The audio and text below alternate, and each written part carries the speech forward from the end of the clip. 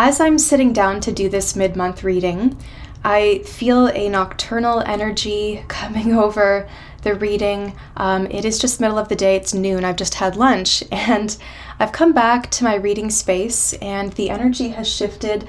It feels quite nocturnal, so there is something about things turning around. Now, at mid-month, we do have that new moon in Cancer, which I believe is on the 17th of July, so there is something about, not so much nocturnal, but it is a darker or uncertain energy with the new moon, where we don't really see things yet. The seeds are still under the surface of the soil. They're still buried. So whatever you're wanting to grow, something new will be bursting soon from the surface or through the surface. It'll pierce through.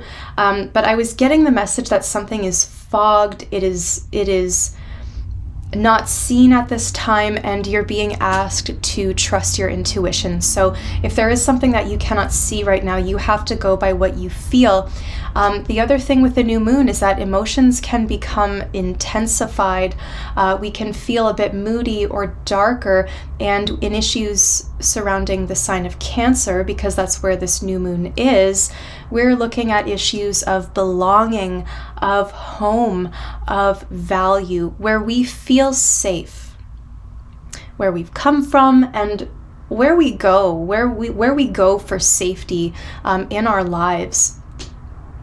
And I can see that my black protection candle, the flame is very active as I'm beginning this reading. So, as a collective message, there is a lot about protection. I've also got my purification candle is kind of doing this too. So there's a lot of activity, but protection is a strong energy. Cancer is a very protective energy. Now, this is not a new moon reading. This is just a mid-month check-in, but this is the energy at the time of this reading. So something topsy-turvy, turning on its head, doing a 180, something going opposite, or like seeing the polarity in something. So anyway, let's get some cards for the signs. Let's get into the readings. We'll start with Aries. We'll go chronologically through, and I will see you in a moment.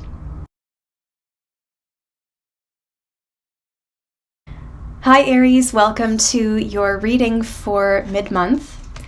I want to remind you as well that your full 2023 year ahead reading is up on the channel. So, we're a little more than halfway through the year, but it could be a good time to check in with that reading if you're just looking for some guidance for the next 6 months.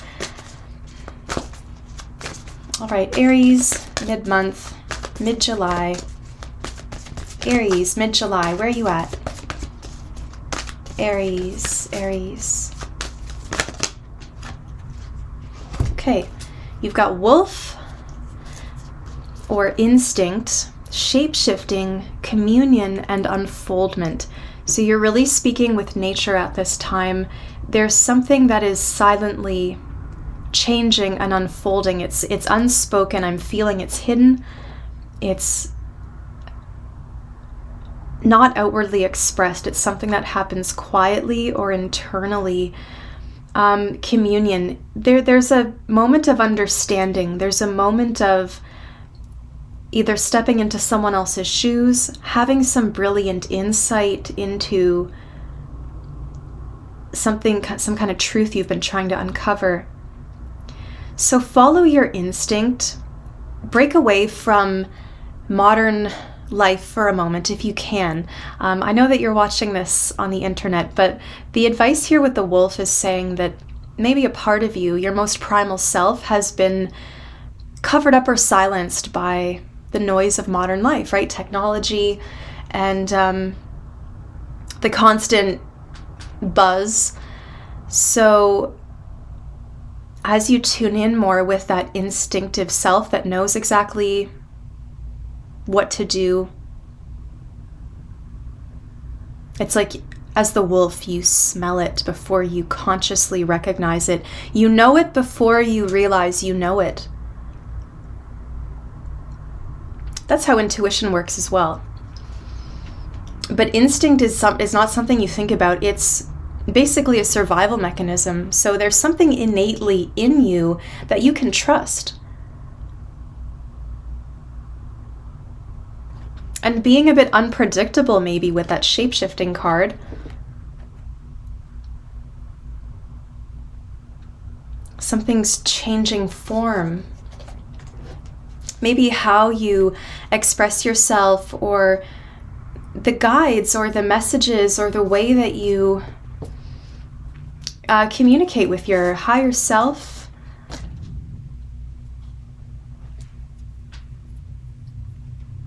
As you sit silently in understanding and with a certain amount of openness and receptivity, you do experience unfoldment.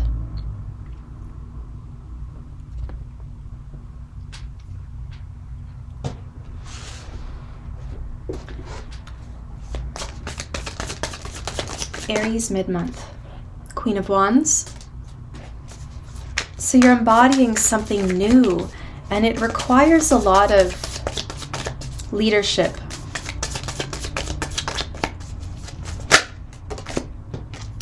Page of Pentacles. You're starting to see the evidence of growth after perhaps a period of difficulty. I'm not sure. 5 of Cups, so there has been some lingering emotions or something not resolved, and I think this has gone on a little too long. So you're being asked to maybe shift your perspective.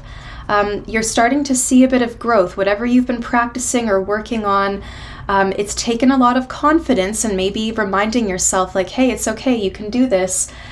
You've kind of had to cheer yourself on a little bit. There is a lot of growth and evidence. You've got physical proof of something here. I think something very tangible.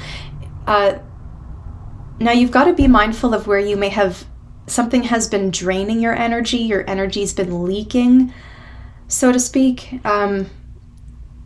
You may have been tied into too many things, or saying yes to too many things, or focusing a lot on the past or what has already happened. And you want to look up. You want to look up towards something inspiring, something holy, something sacred, to recognize the commonality. But it is through this silent understanding. Okay, I know it's the Hierophant, but it's jumped way onto the floor. Yeah, Hierophant.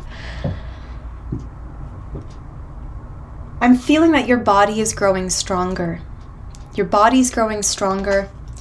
And this comes from having, whatever your situation is, you are entering a phase of greater strength because you have more trust.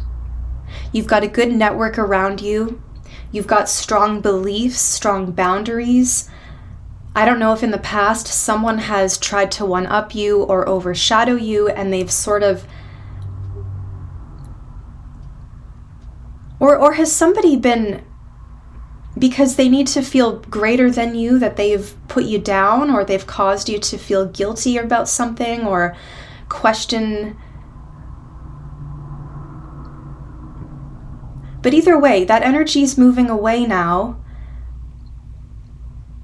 And yes, certain things have been lost, but there is still some room for growth. You are surrounded by caring people, like-minded people. If some of you want to take a class or learn how to sculpt, pottery, sculpture, something where you are shape-shifting a material that could be parallel to your spiritual journey at this time, pay attention. I'm hearing feathers, something that is shorn or shed. You find it on the ground, and it's a symbol of protection for you. There is something that has been shed or shorn, left behind for you to find. And it's a memory of the communion, the way the eagle in this card is silently gazing with the figure at the bottom. They're gazing at each other in a sacred moment of understanding, of shared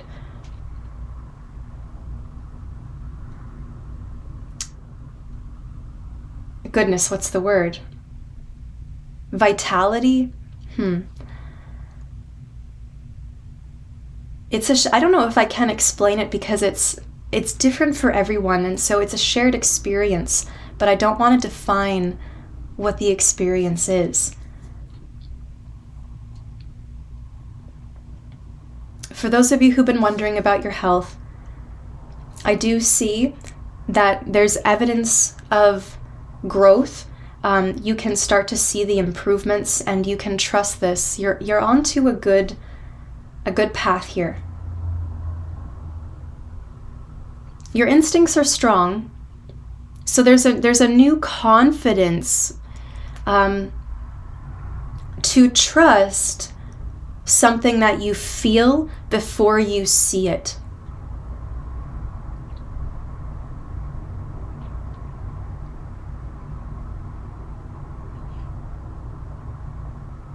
You feel it before you see it.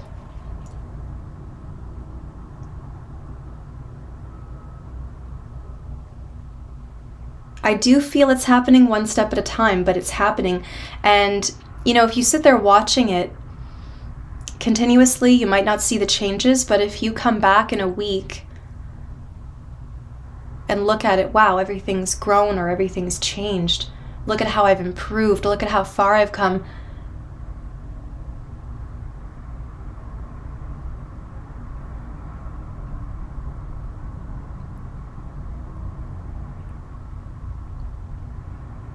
Now, you may have to rely on the help of people you trust, friends or family, or just trustworthy people.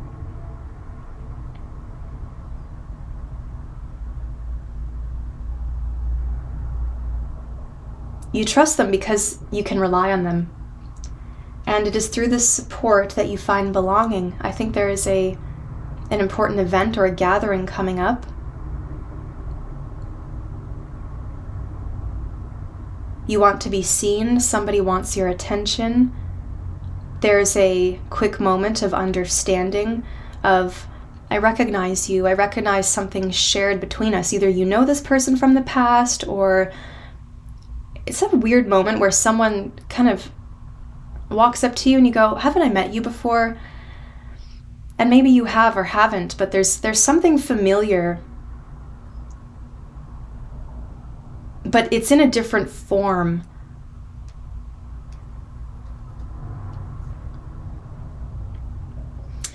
And this is all happening in your physical reality.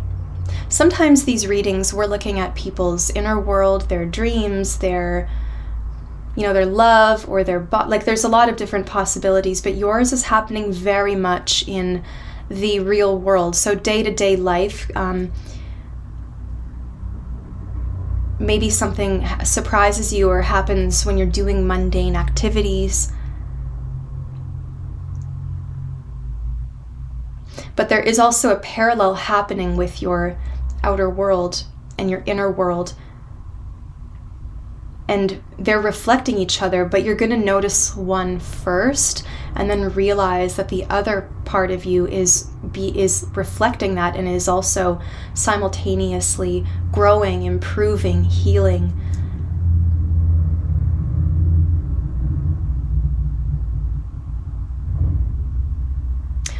Remember what you believe in, what's important to you. Stay true to that. I know you will, but I just feel like there could be some instance where a person tries to one-up you, or they like to show off, or they like to just kind of prove you wrong, or like put you down in front of other people somehow. They have kind of a like backhanded compliments. I feel like there's kind of this backhanded compliment or something, but shake it off. Don't let it bother you. Like there's a person that sees an opening socially, but I think this is also the potential to brighten somebody's day. someone who's having a dark moment, or they're kind of off, having a hard time. They need to really be supported and loved right now. So I see people gathering with care and with strength. So Aries, I'm going to leave that there. I will see you shortly for the August readings. Taurus, welcome to your reading, your mid-month check-in, mid-July. Let's see where you're at. We'll pull some oracle and tarot cards for you. Taurus.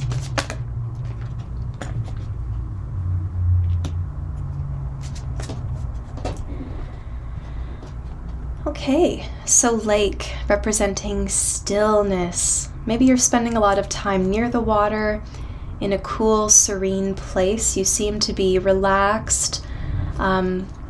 Things are moving at a comfortable pace.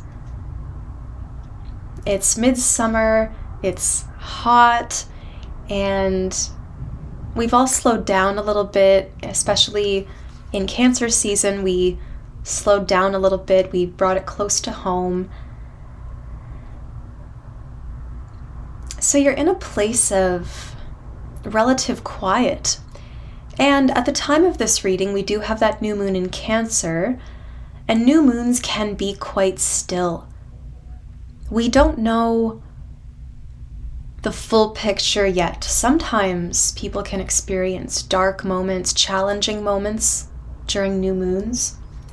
So the stillness, I'm not sure if you're enjoying that or if it's frustrating for you, but I think it comes as a relief. I think it's peaceful. I'm feeling more that it's a peaceful, welcome relief. Taurus, mid-July. The nodes are changing as well, so you're experiencing relief where you've had eclipses in your sign for the last couple of years, and a lot of tumultuous comings and goings, big endings, big beginnings. You are being relieved of that now. The pressure's off a little bit. Hopefully it's, your sign being in the North Node for the last couple of years, it's brought some kind of alignment, some directional alignment with your goals and with your purpose and with the bigger picture. Hopefully it just has brought you home to yourself. And I see you putting up boundaries. I see you caring for perhaps a wounded person or a wounded animal or yourself, where you've been through a lot and you're recognizing, hey, the war is over. That's why we have stillness. Because the conflict that you've been going through is pretty well over, and you're still used to being on guard, waiting for the next attack. So you can have some peace. You're not quite used to the silence yet. You don't trust it yet. But day by day, bit by bit, you learn to trust. This is a step-by-step process of establishing trust, of calming the nervous system, of being more present in our moment. I don't even want to say day to day. It's minute to minute or hour to hour.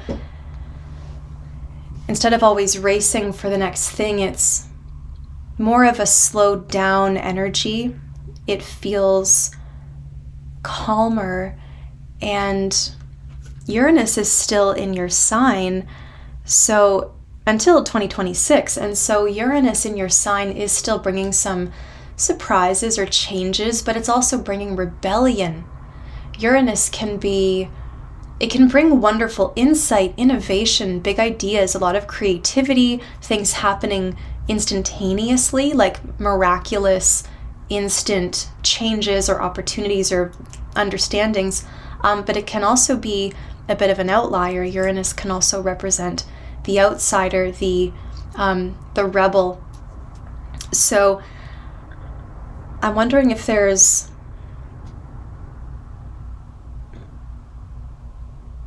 you're like wanting to shake things up a little bit. Security is very important for you at this time.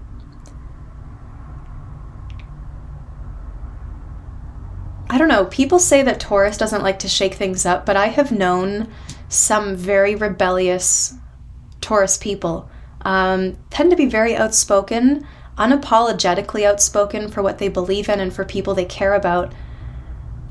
So maybe there's also a message for you there about not being who others say you are, but being who you feel and know you are.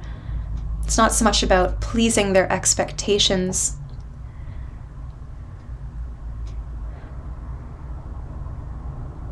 You seem to be providing a safe space for someone who's vulnerable.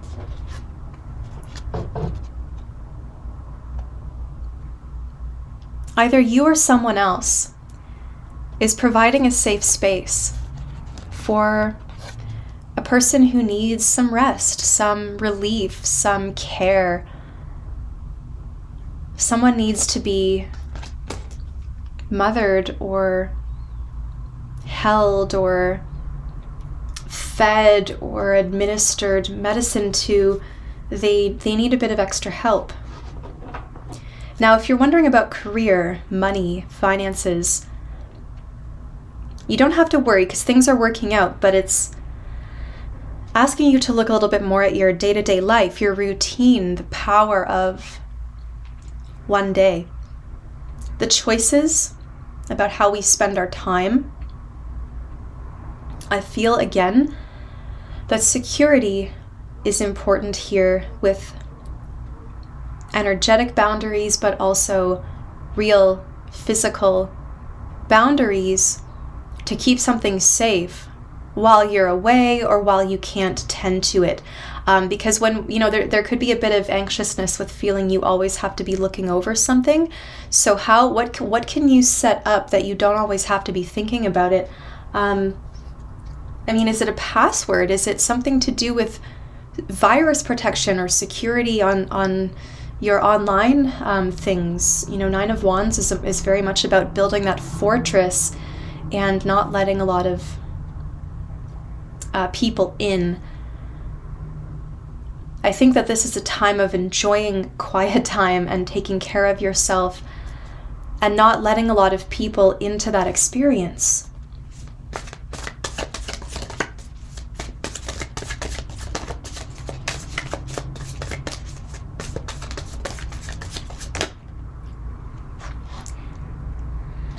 The Fool.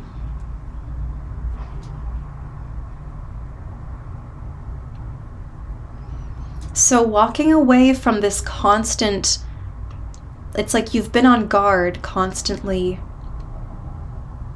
You can't live in the fortress but also be the guard at the same time. So you either need someone to help, or just remove yourself entirely so you don't have to worry about it. But the main message with that Nine of Wands is that the attack is over. It has changed you, certainly. It has taught you a lot. It's taught you how you fight. It's taught you how you survive.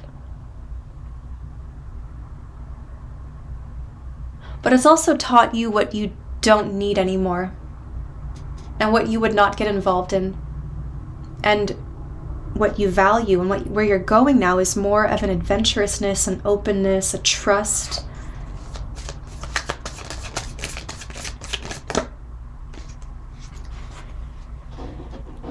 To a very sacred place.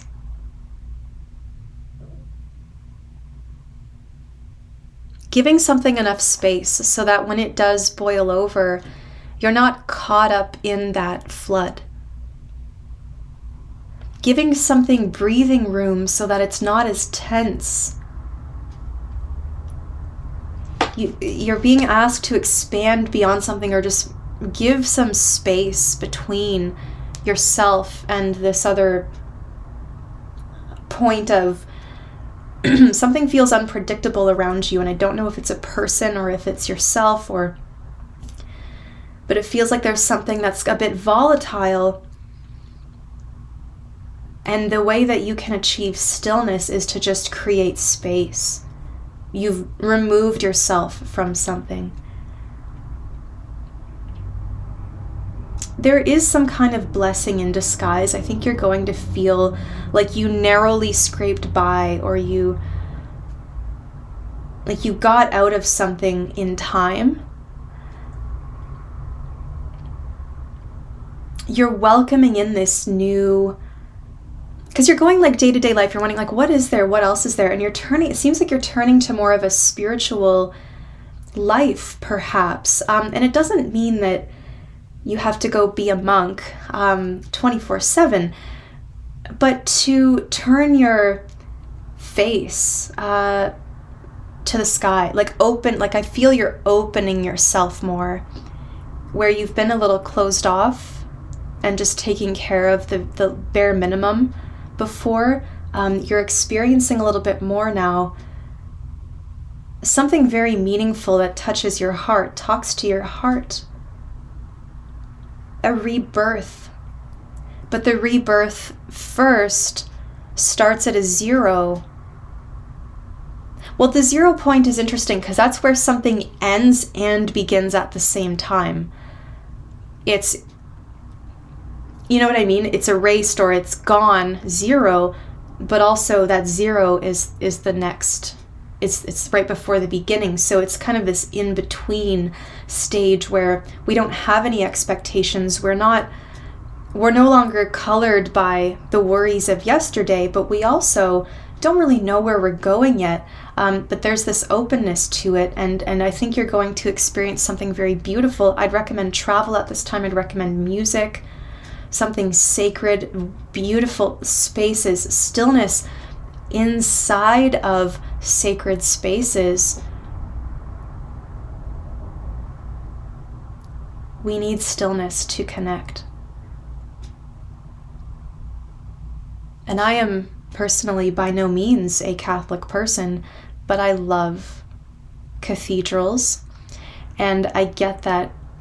I mean, you can find that feeling anywhere. I feel it in nature. I feel it by the water. I feel it in my own bedroom. It's an energy that's available to us at all times, but there's something about this dedicated space that is meant to offer relief, a break, stillness, so that we can hear the higher mind, we can connect in.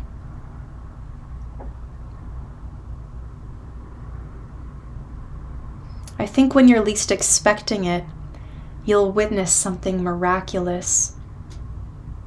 So take that hike, go for that little drive. You're going to witness something beautiful. Thank you, Taurus. Have a wonderful rest of your month. I'll be back with the August readings, and if you want to check in with your 2023 year ahead reading, I have those on the channel as well under their own playlist, but because we're about halfway through the year, could be a good time to check in with the full year ahead reading that I did. So Taurus, thank you very much, and I'll see you soon. Hi Gemini, welcome to your reading for the mid-month check-in. Let's see what's coming up for you. Okay, you've got some kind of activation. So energy's picking up for you. If you have felt some stillness or some uncertainty, there is activation. The wind is bringing in change, a change of direction, pushing things along gently. Wind, you know, we don't need much wind to know that it's there. So I don't know if this voice or this change is very noticeable, but something is beginning. It's always been there, but now it's on. And it's animated. It's alive. Ace of Cups. And the Fool.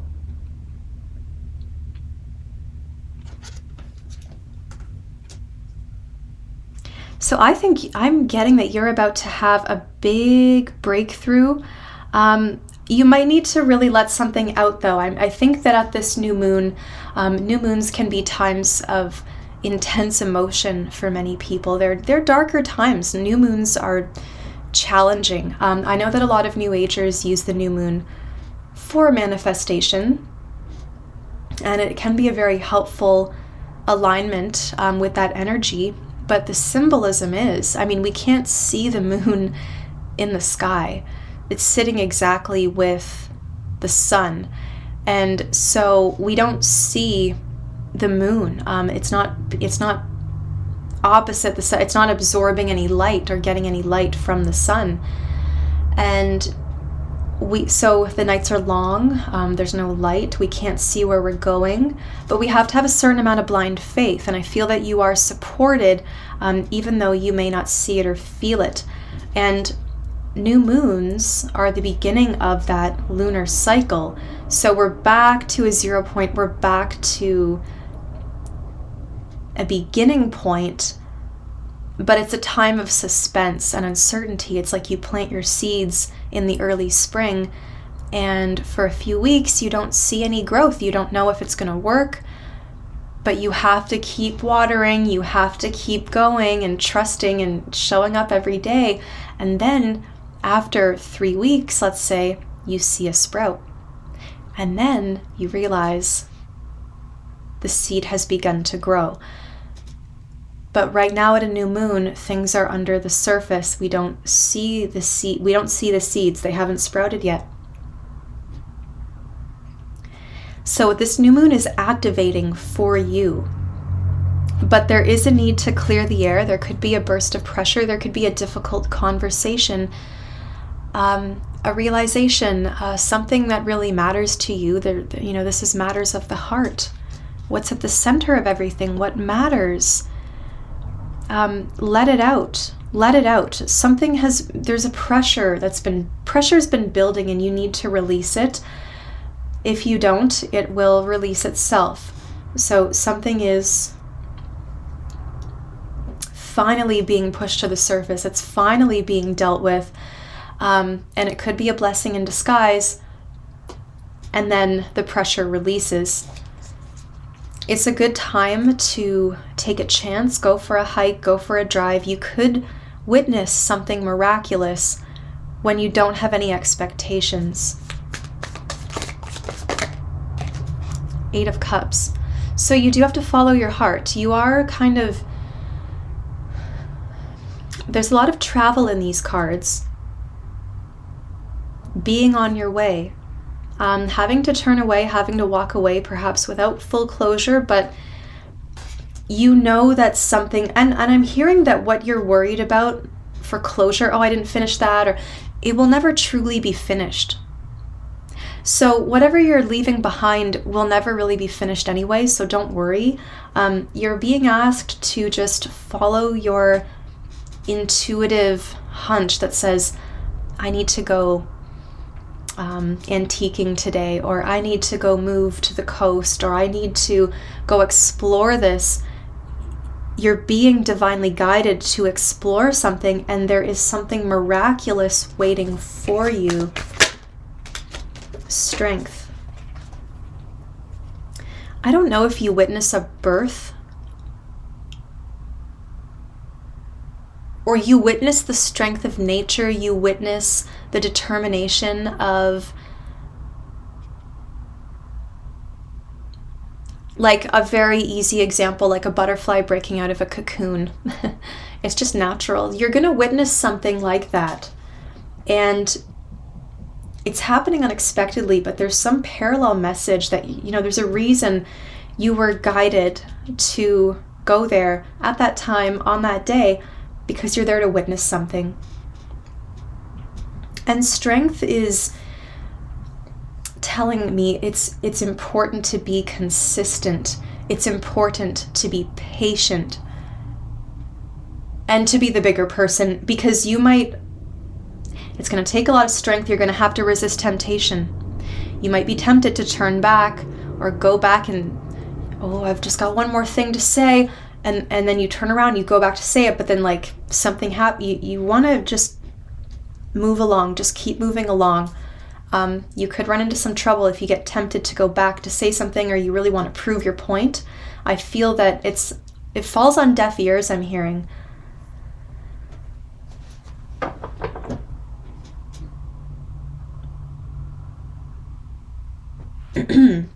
It depends on your situation, because sometimes we exhibit inner strength by staying,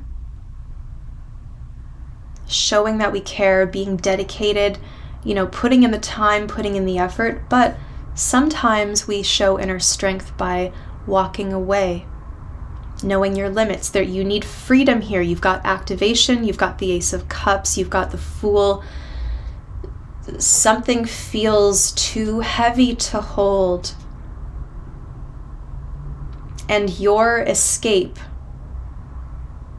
is divinely guided.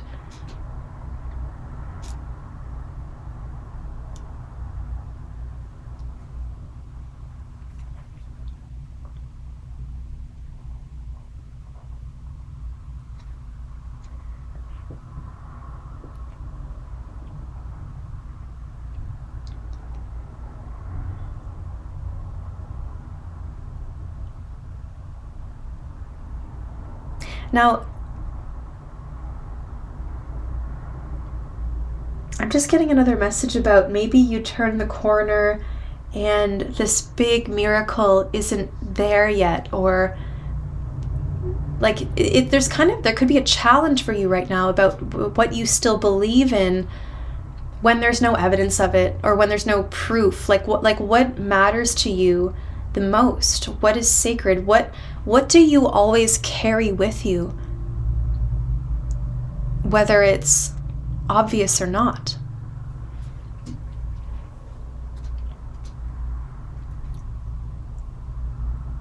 So Gemini, I will leave that there. Because it is halfway through the year, I do recommend watching your 2023 year ahead readings. Those are on the channel on a separate playlist. I released them back in January, but again, because we're halfway through the year, it could be helpful to just check in with that. I just want to remind you all that they are there and available for free. And if you'd like a personal reading, my website is below. See you next time.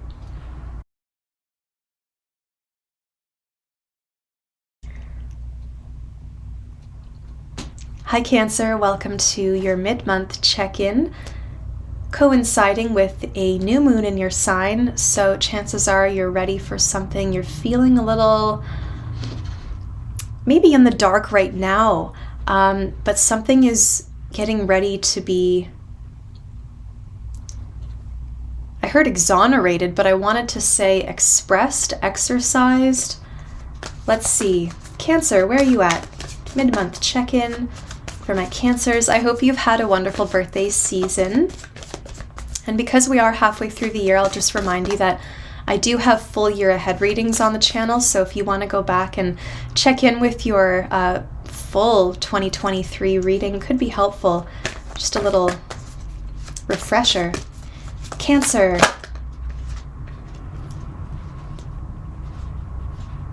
So blessings symbolized by the rainbow.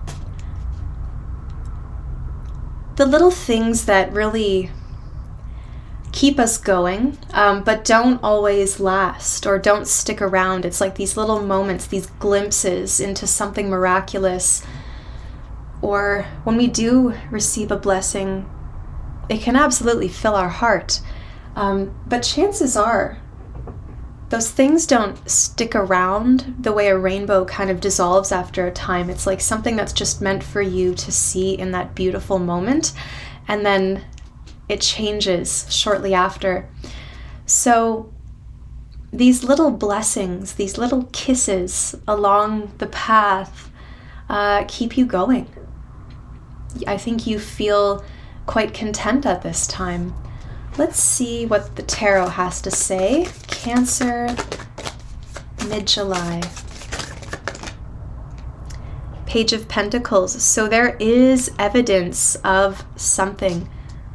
Physical evidence, whatever you've been looking for.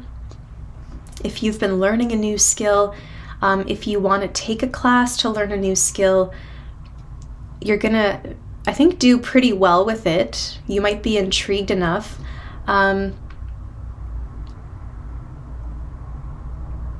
little blessing, a little bit of growth, a little bit of some evidence or something that you've wanted to see. Show me that it's real. Show me that it's real. I don't want to just feel it. I want to see it.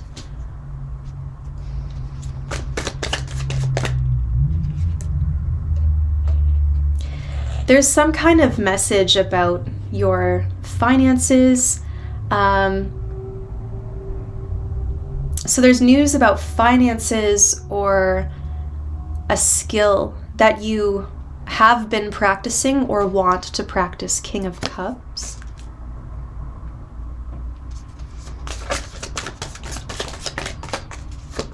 Things feel stable at this time. I'm seeing a lot of trust.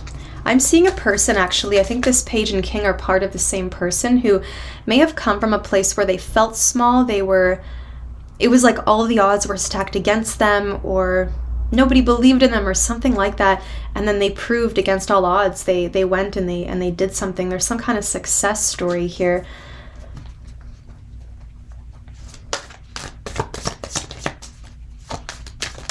Could also be a child with a father figure. 8 of Cups.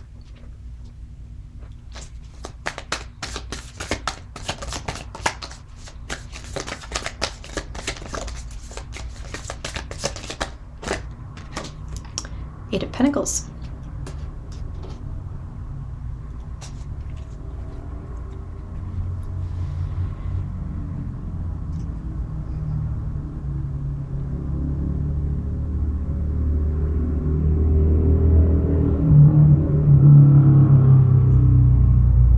I'm getting, Cancer, there's one thing that you've been practicing or thinking about, but you haven't quite, you either don't have the right setup for it, or there's just something about, it's like, oh, I really want to do pottery, but I just don't like getting my hands dirty.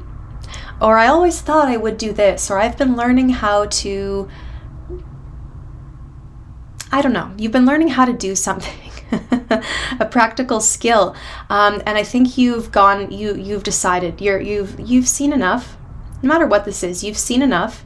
Even if it is a little bit of evidence of something, let's say, there is proof. Whatever this mystery is, Cancer, where you want an answer, you will get a little bit of proof, and your mind is made up. I think it's going to prove your intuition was correct. So there is proof that your intuition was correct, because now you're seeing the actual result, or the truth of it. And I think you're changing your mind about what you want to be working on, or what you really care about growing at this time, because you're kind of like getting this intuitive hunch to go somewhere else and to learn a new skill, to build some new patterns. I think this could also be showing if you've been seeing a therapist or a counselor, or maybe you've been training to do this work, but you are seeing proof that, hey, I've made some progress, it's starting to work, it's starting to improve. And you're realizing at this time how much distance you've actually put between yourself now and who you were, who you used to be. Wow, look at how much I've grown. I'm really ready to let this go. Even things I didn't have closure on, I never got an answer. I cannot carry this with me forever. Part of me will always wonder, but it's no longer the very center of my being. So there's a lot of growth, a lot of progress has been made in your inner world, in your emotional world, a lot of healing. You feel heard, you feel supported, you feel stable, you feel stabilized. And now you have the tools to walk away. And I feel that, yeah, new patterns are being established. You're working on yourself, you're repairing things. It's good. There's a lot of stability here. Something is growing. It's stronger. You can trust it. There's real effort is being made, and that is why you're seeing such a good result. It could also be too for those of you who maybe have young children. Maybe you haven't had a lot of time to yourself, and finally like your kid is going to school this year, or they're off at day camp or something, and you get a little more time to yourself. So while others are kind of traveling or they're on their way, you're able to kind of sit and focus and do something you love, or like do something repetitive, watch a whole series in a row, or just, whatever you want to be dedicating that time and energy to. There's consistency, there's repetition, but also in your day-to-day life with whatever improvements you want to make, that is where you will see growth. It is through discipline, it is through the constant showing up, the scheduled time. You may grumble and groan about it, others may grumble and groan about it, but after 2 months, oh wow, look, I'm so glad we've been working on this because practice has improved us. There's something about that need to show up consistently and repeatedly to get a result. I feel you really want a result, and you want it to grow more than last time. You want to see some real results. So you're getting that. And you could be traveling for like getting some training or learning. You're always wanting to like grow somehow. So there's a little place you want to visit, and you might learn some technique or like a quick workshop or something that intrigues you or helps you on your way. So Cancer, I will leave that there. I hope you have a wonderful rest of the month, and I will see you for the August readings. Hi Leo, welcome to your mid-month check-in. My name's Wendy. I just want to remind you that your 2023 year ahead readings are up on the channel. So because we're halfway through the year, if you want to check in, those free, they're all about an hour each. So they're pretty long readings, but maybe check in and see how things are lining up. Things are about to shift. At this time, we're right at a new moon, but we also have the nodes changing from Taurus and Scorpio into Aries, Libra, releasing a little bit of the hold on you as a fellow fixed sign. Leo,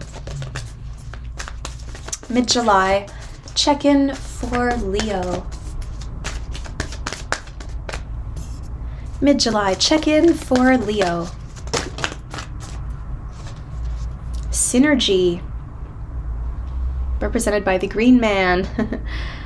Okay, so you're working, nature is speaking to you. Things feel like they're happening in flow.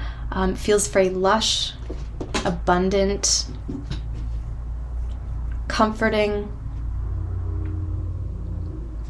But your outer world is matching your inner world. Your inner world is being mirrored by your outer world. So pay attention to what nature's doing around you.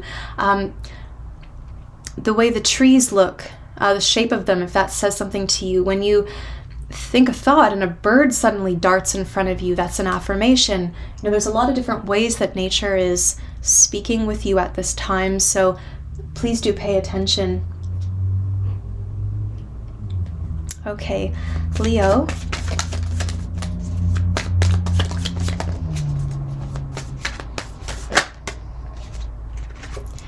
Knight of Wands. Could be some travel or a house move for some of you. There's a change to your energy levels, your drive, your ambition. There's an activation there. Queen of Swords.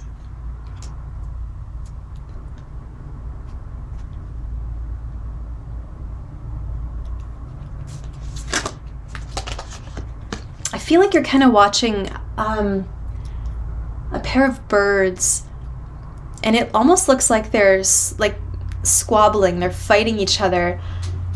But are they mating? Is it playful?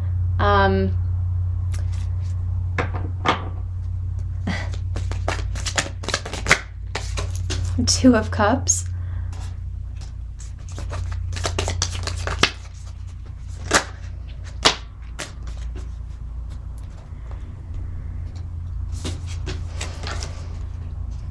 And Ten of Swords, Nine of Pentacles. So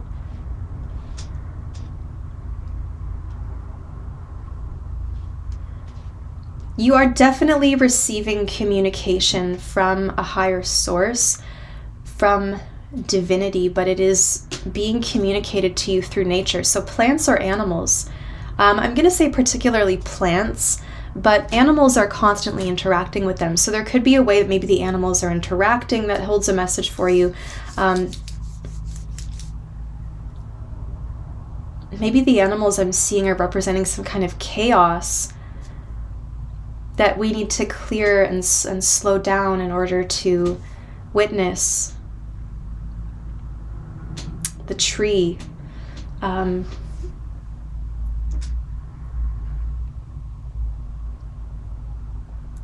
You are... something's riled up. I do see perhaps a bit of frustration or maybe even a bit of anger. There's a directness with what you need to say.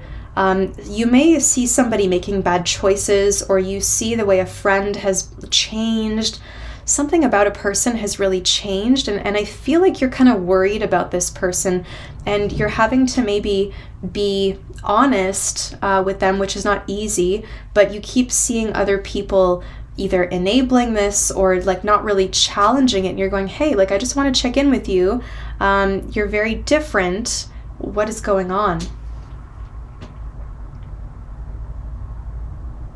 But I'm hearing at the same time, this means that you are different. You have changed. So where you used to find yourself, people you knew, places you like to go, I don't know, something about that's changing.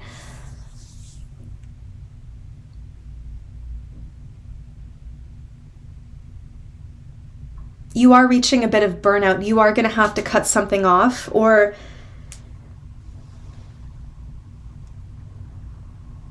just create space for now. You are encouraged to get some fresh air, to be out in nature, to get some fresh air.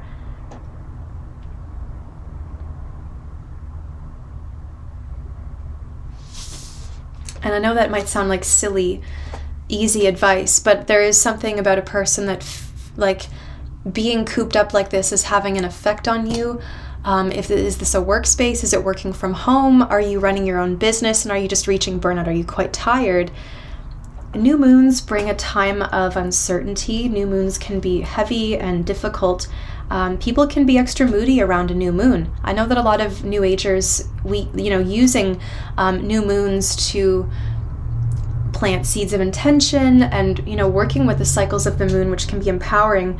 But really, new moons can be dark and uncertain. So we have to have a certain amount of blind faith.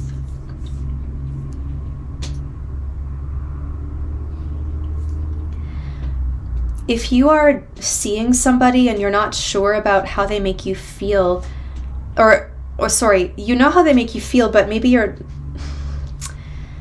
going, why do I feel allergic to this person? Or why do I feel sick after I've been here, or drunken this, or eaten that, or played around with this?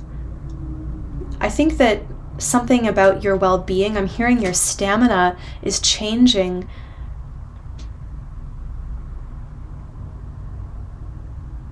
And you're going to have to cut something out. Something impulsive needs to be removed.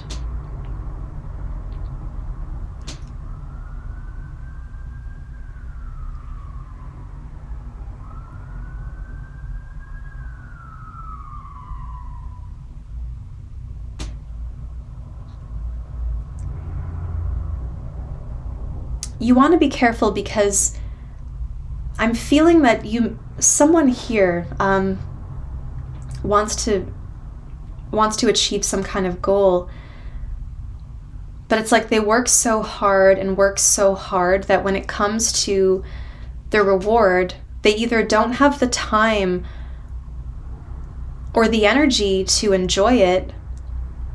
They're feeling run down from doing too much, overextending themselves. Or it's like you get to the weekend and you just use it to catch up on sleep and chores. It's not really a rest. And I feel like a lot of us are kind of challenging that long existing structure. But I just feel for you that there is this moment of lower energy. This guy looks stabbed in the back as well. So there could be a feeling of defeat and having to surrender to that defeat.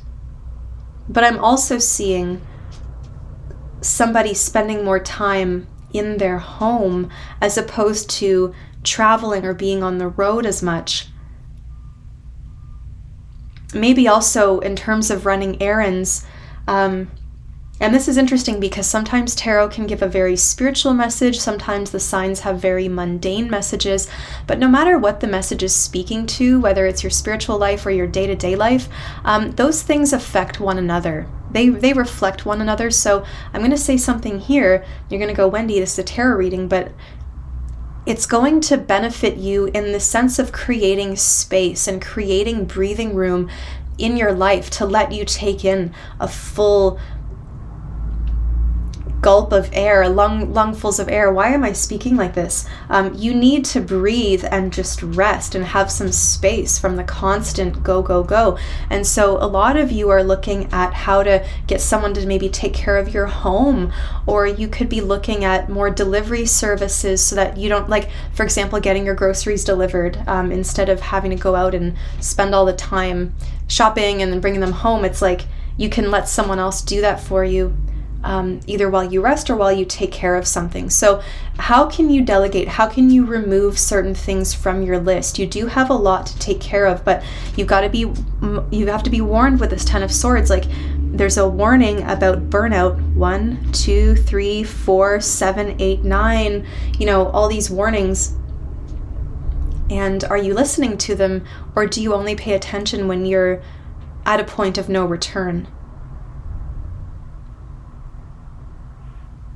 For a lot of you, I feel this is for a lot of entrepreneurs running your own business. You can't do it all yourself. You've tried. And I'm seeing more of a delegating. The Queen is telling the Knight to go take action on something.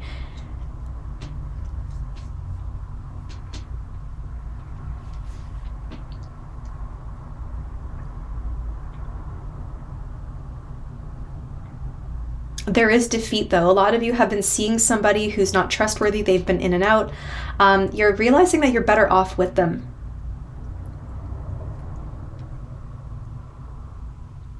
And maybe like a pet of yours or even a plant, something reacts negatively to this person in your space.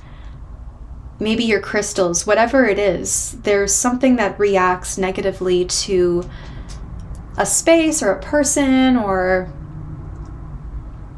you got to pay attention because it's instinctive.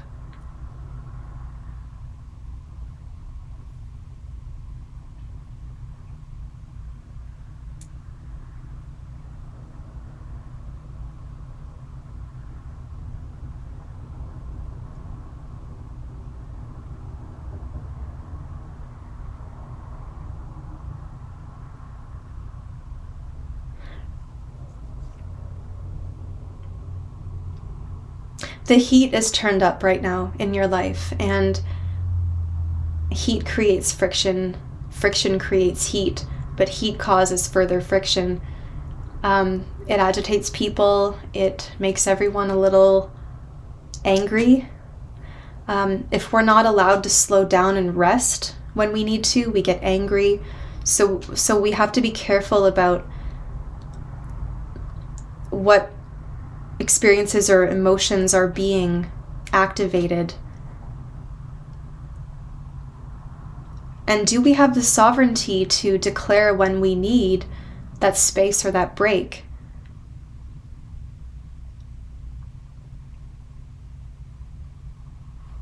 Some of you are realizing you're better off on your own.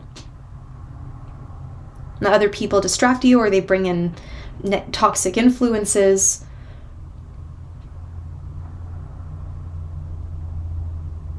I think you're just being a little more particular about the experiences that you have here. But I'm seeing a lot of healing taking place around the home. Like maybe you're just in bed for a week, or, you know, keeping it safe, or just sort of being in a comfort zone to, I'm hearing, let this pass.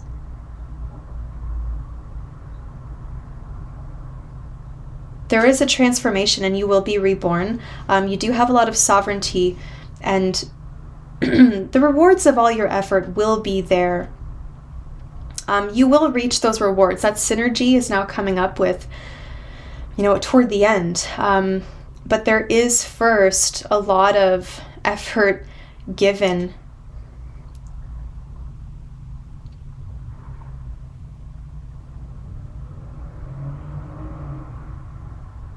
I think there's a toxic influence. You're going to have words with them, let them know how you feel. No matter what, you're going to realize you're better off on your own.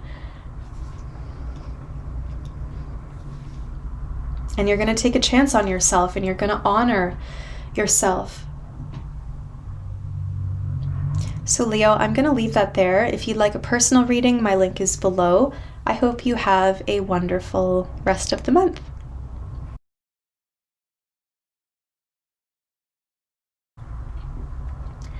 Hey Virgo, welcome to your reading for mid-month.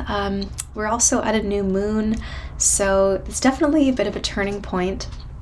As I mentioned in the beginning of the video, the energy felt like it did a 180 as I started this, because it felt nocturnal, and even though I'm in the middle of the day, the energy shifted to more of a nocturnal sort of feeling. So let's see what's coming up for you mid-month. Check in, Virgo.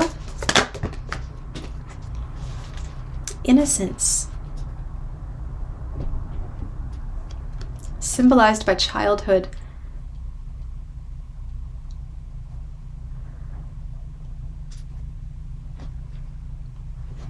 Maybe wanting to go back to a simpler time. Not that things are simple when you're a child, because you're at the mercy of everyone else, but maybe simple in the sense that you didn't have a lot of responsibilities. I think kids have their own sets of worries, though.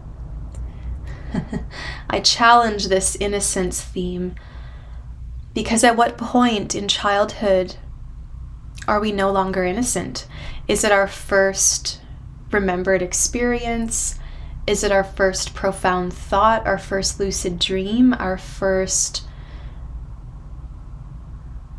psycho-spiritual realization?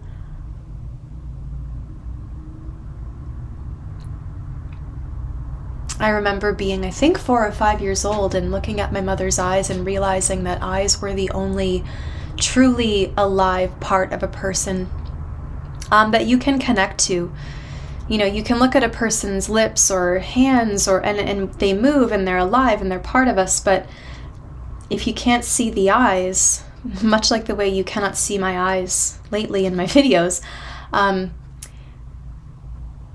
there's less of a connection.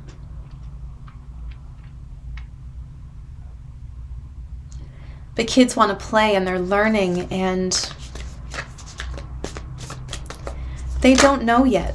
They don't know yet. 7 of Pentacles.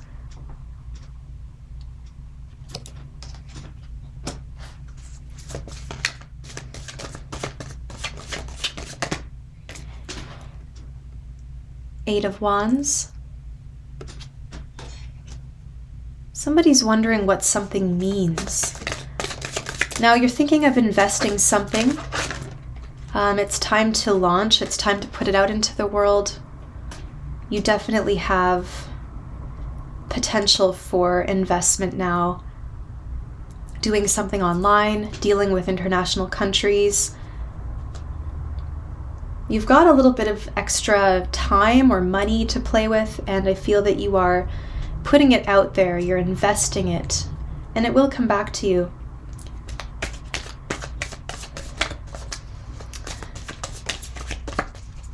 Children are not innocent. I think that they are animalistic, and they're very instinctive and animalistic. They test their limits. My coworker has a 1-year-old or 1.5-year-old, and he's been biting other kids at daycare. So we look at the innocence theme, and I mean, he's testing his limits. He knows it's wrong, but he's also reacting very instinctively to something that was agitating him. So is it like the purity of animals? What defines innocence and what defines guilt? It's if something does not exist within a human structure or within a humanness, how can we judge its innocence or its guilt?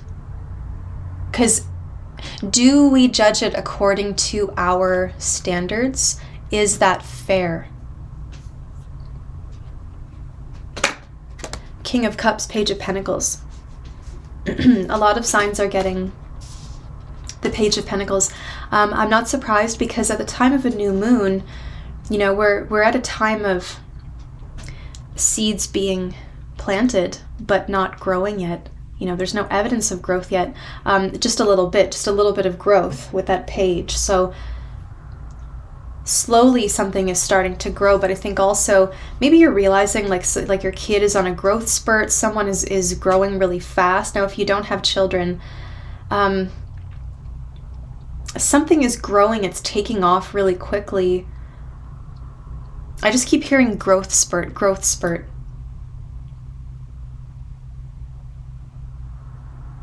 Maybe someone's bigger than the rest of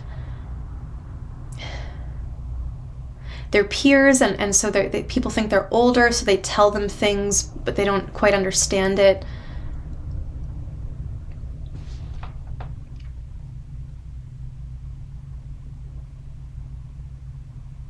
It's having to care less what people think. Let them have their shitty opinions. You might really want to prove somebody wrong, but you're going to have to keep it to yourself.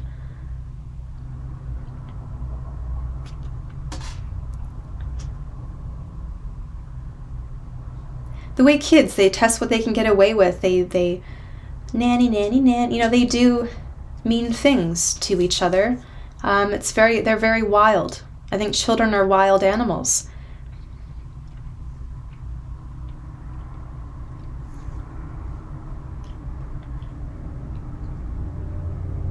Learning to be human, learning they're being socialized, they're learning to exist within certain containers of expectation, of approved behavior.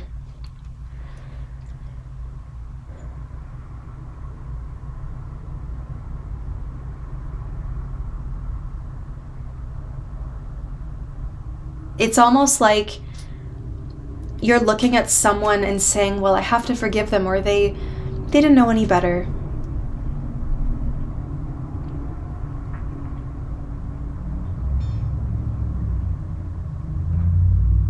And because it is the middle of summer, I mean, it's that time when we kind of go back to childhood. We think, geez, like I had 2 months off, I got to play games and see my friends, and, you know, that parallel with where we are now as adults. Working the summer away, that can put a lot into perspective as well. And I say these things because your reading seems to have a very, it's very based in reality. Some of the readings are very spiritual, abstract messages. This one is very practical, and it has to do with improvements, betterments, behavior. And this transformation candle is dying for attention. I mean, it's loud in this reading. And that's something too, is why is somebody acting this way? Because they're crying for help, quietly, but then are those little gestures, you know, those offhand jokes or those little gestures, people think they're joking, but then they really meant it. There's a need to stop something before it really takes off, to correct behavior, to heal something. Someone's tendencies or their addictions, dare I say, may need to be addressed at this time.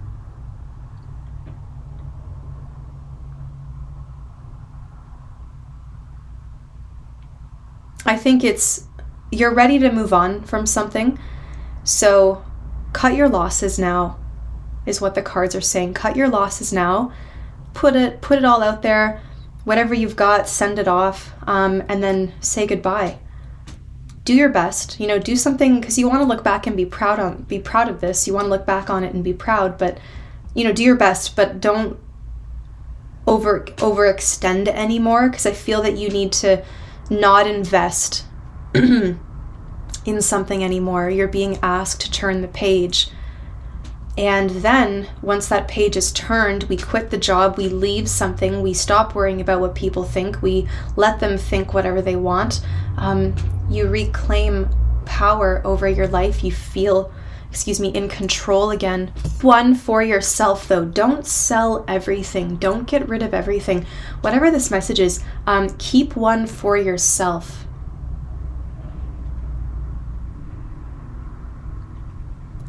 Virgo, I know that was a strange reading. If you've listened to the whole thing, thank you. I hope it's helped someone out there.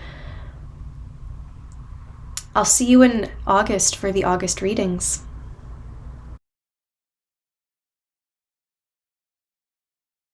Hi Libra, welcome to your mid-month check-in. I hope you're all doing very well, having a lovely summer. If you're in the southern hemisphere, hope you're having a lovely winter. The nodes are moving, the nodal axis is shifting from Taurus in the north node, Scorpio on the south node, to Aries north node, Libra south node. Libra is a sign of books, of research, of reading, of diplomacy, communications, negotiations, partnerships, very considerate of the other half, the other story, the other part. It is necessary, especially for Libras. Now you've got to be careful, because on the south node, something will be left behind. It just will be. But this is a time of research, planning, ideas, books, maybe Libra reconnecting to those parts of you that want knowledge, experiences, stories.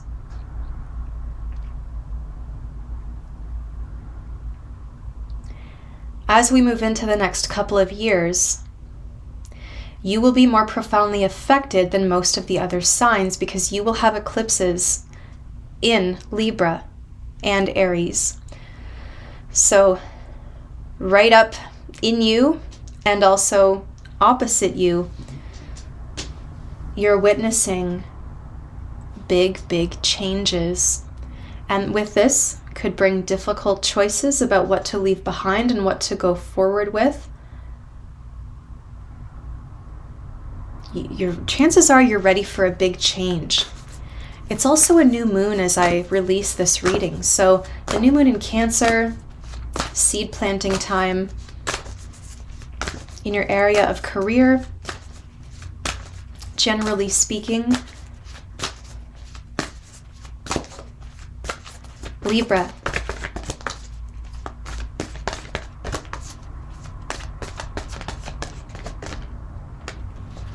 Focus. Okay, so for this reading, we're going to look at what's coming into focus for you and what you should be focusing on at this time. Libra, it really makes these windows, these purple windows, come to life. I know you can't see it much from your perspective there, but all these caverns, these purple caverns. All right, Libra, what's coming into focus?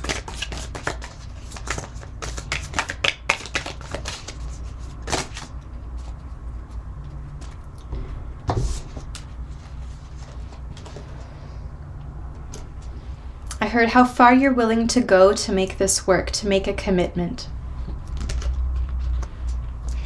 Emperor, 5 of Wands, Ten of Wands.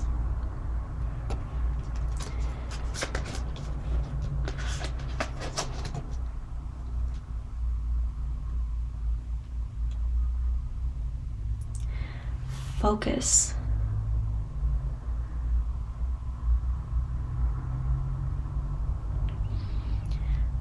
It could help you focus to just stay in your lane and not compare yourself to what other people are going through or dealing with right now. You're on your own journey here, and it's time for you to gain control over your empire, see the world as your own, come up with a plan, a strategy, a routine, something that you can rely upon and check in with, a schedule, structure, a goal, a plan, a budget. Something structured and reliable to help quell the chaos. I think that physical exercise as well, in order to have some autonomy over the body, feeling strong in your body, that just helps everything. It's, foundation is important here. There could also be a masculine person, either a partner or a parent or even a boss. Someone whose opinion I think you care about, but there is some kind of power dynamic with this. Now, you are the emperor, as I just described it, with your plan and your structure and something that you can do to check in constantly. And, discipline is really what's going to remove the chaos and get you to your goal. So discipline and simplifying, 4 corners, 4 things, 4 simple things I do in a day. Keep it maybe working with the number 4. Check, check, check, check. Okay, I'm ready. You need to have that. Now, that's you as the emperor. Now, the emperor as a person also, like I said, brings in some kind of power dynamic, and there could be some fighting or some tussling or some aggravation when it comes to getting what you deserve or what you want. I do see that you're at the end of the road, but you're nearing the end of the road. But to get over these last few speed bumps, you do need some kind of plan and potentially a different route. So you want to just scale back for a little bit, look at the whole map and go, okay, I'm here, I need to get here. There's a blockage here, so I see another route that I could take. I don't have to keep going straight, but I wouldn't have known that if I was if I was down there on the street trying to just drive. I had to look at the whole map first and realize there's another place, another way I could achieve my goal.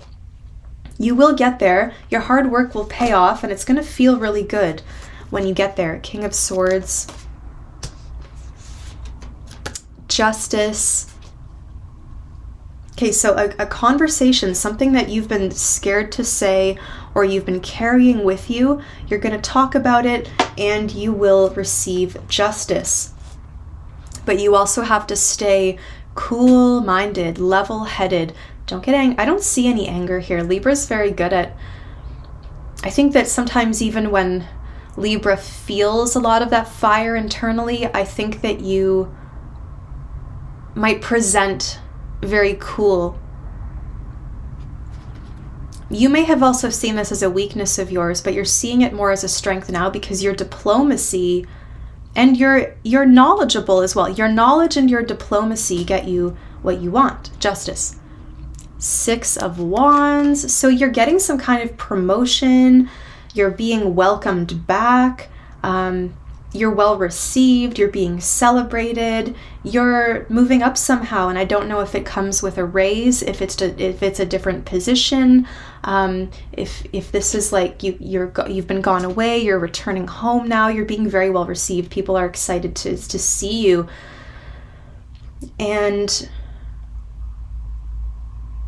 I think I'm seeing a conversation also about, I keep hearing that word commitment, conviction, a promise, what your intentions are, what you intend to do. You're swearing something by the sword. Like, you don't just hold the sword means something to you. And here there's a lot of mental activity problem solving, communication, but again, keeping it cool. Queen of Pentacles. Got quite a few cards that came out that flipped over. 3 of Wands, 9 of Wands, and the Page of Wands.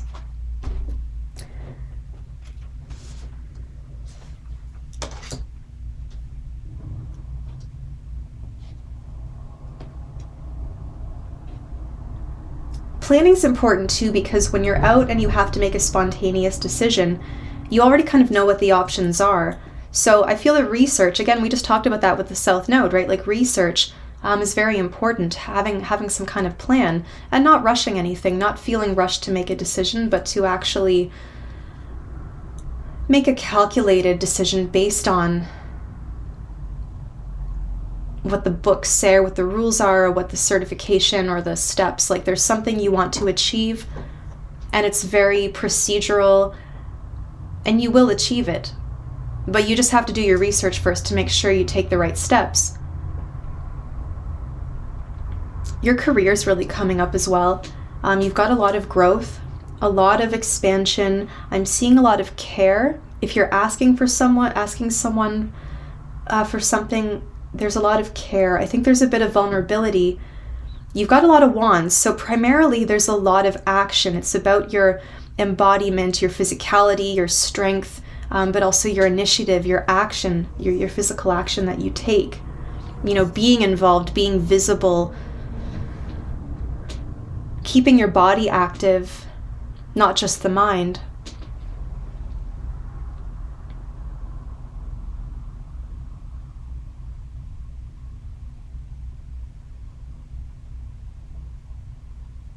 It's like you're going into something new that requires a change of energy. You've been very professional, it's very professional, mental sort of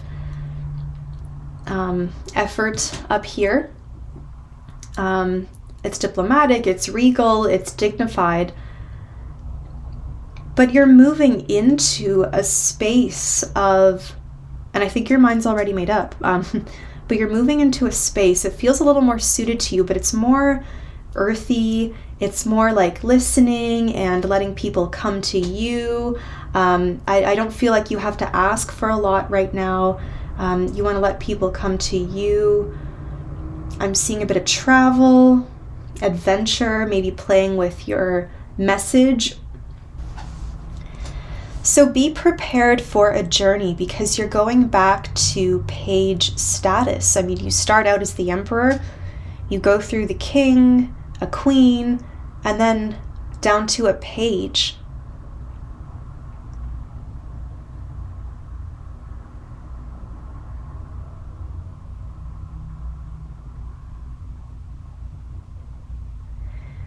So the page is bringing some kind of inspiration to you. There's a messenger coming your way. You may not know how to deal with it at first. You might not be ready for it, but I think you've actually been asking, and now it's showing up. And you're going to be challenged to figure out how to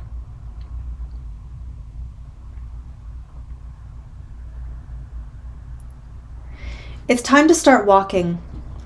But before you start walking, you're finishing up with one path, okay? And you're going to go through some kind of procedural, paperwork, conversations, interview process. I'm not sure what the process is, but there's a process. Then you get the good news. You get the offer, you get the invitation, you get the person, whatever. And and the new path appears. And you're ready for it. You're so ready for it. But at a certain point, you're going to have to dismount the horse, trust yourself, and come up with a plan. Again, a budget, a new plan, but it's different from the Emperor, but it's the same idea. You're just a little more hands-on now. You want to be involved. You were very up there before. You want to be involved now. You want to be on the ground level. You want to be in the action. You want to be part of something. And whatever your goal is, you're going to achieve it through careful planning, budgeting, a step-by-step, consistency, discipline. And what you invest in comes back to you.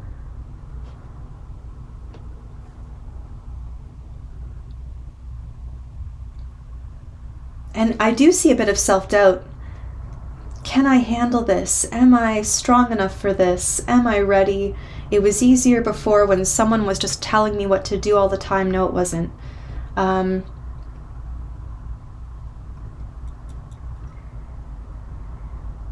You're calling the shots now. You have so much more freedom. Before it felt like you were kind of at the end of the road, or like maybe a dead end, or you'd learned everything you could. Now you're ready to, you found something else that you can get involved with and learn a little bit more. But I am seeing a lot of adventures, fortresses, nature, an interest, and I don't know if this is you or just an interest in defense. People who, security, people who defend and speak for and stand up for someone.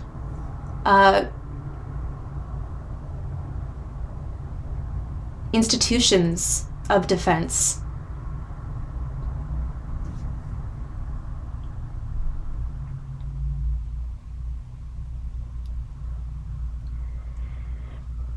You're learning, I don't know, this could be the legal process as well, defense lawyers. Maybe you really want to speak for the underdogs. But there's a clear change to how you communicate. And it's a little more, it's like you've reached a level of mastery that you've earned the right to experiment again or to have fun.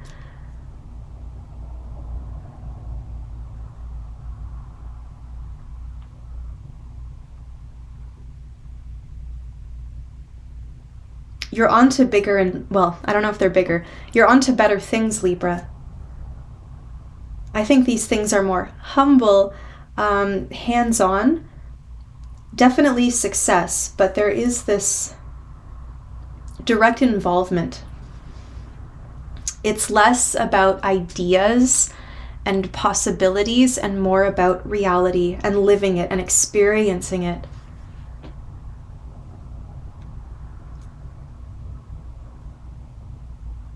So the plan becomes action, Libra. I'll just remind you that up on the channel I have your full 2023 year ahead readings. They're in their own playlist. If you want to just check in with that, because it's halfway through the year, it could be helpful just to see how the year is panning out. If you want a personal reading, my website is below. And I hope you have a great rest of your month. I'll see you for August.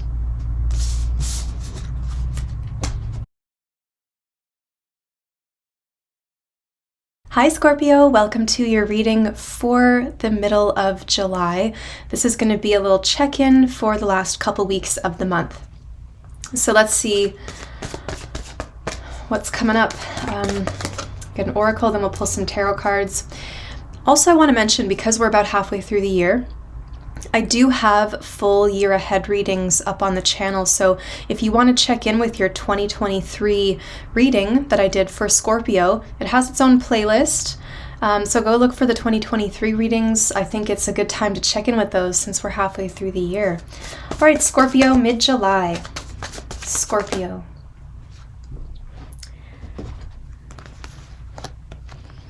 Wow, vision quest and perspective. So it seems like the last 2 weeks of July, we are moving toward Leo season. Venus is with the Sun in Leo, but Venus is actually going retrograde. So there's going to be a reevaluation of sorts. And what I'm getting here with these cards is a bit of distance I see you kind of distancing yourself or being in some kind of chosen or purposeful isolation, I guess, for lack of a better word, in order to, like, you want to pull back and really look at something. I think distance is really important. In the vision quest, distancing yourself from your typical routine, modern life. I mean, there's something that you want to go without in order to see. I kind of getting, the Hanged Man, similar to the vision quest, where there is a certain amount of sacrifice involved with going into the desert, intentionally depriving yourself of something. Usually when people do this, they'll fast or they go without in order to reach a certain enlightenment.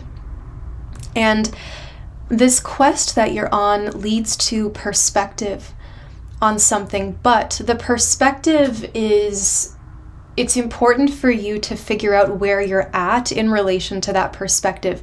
Because when we look at the Milky Way, this doesn't really look like the Milky Way. It depends on how close up you are, how far you are. You could be a star in the Milky Way, or you could be in a different galaxy looking at the Milky Way and seeing its entirety. So maybe in terms of figuring out where you're at, this seems like an important evaluation period. And again, Venus retrograde is so important for reevaluation and can cause us to retrace our steps, or things being removed, or not so much removed, but because you are also experiencing that change in the nodal axis, where you've been in the south node for the last couple of years, those are changing, and I think that's going to free you up a little bit. The south node is now moving into Libra. So where you've had an intensive couple of years of changes and looking deeply into things, but also a lot of things falling away with the south node, you can kind of settle. I think that you've learned what you can go without, you've learned what is necessary and what you do need and what you do want, and you're going to carry that forward.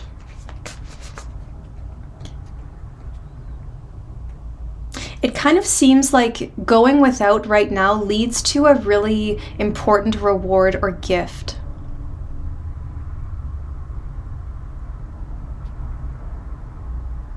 Because what I'm kind of seeing on these cards is dessert, the land of milk and honey, milky, creamy. Something feels very rewarding, but it comes after this intensity or this scarcity, this dryness, this extreme climate or environment. Okay, Scorpio. Queen of Pentacles.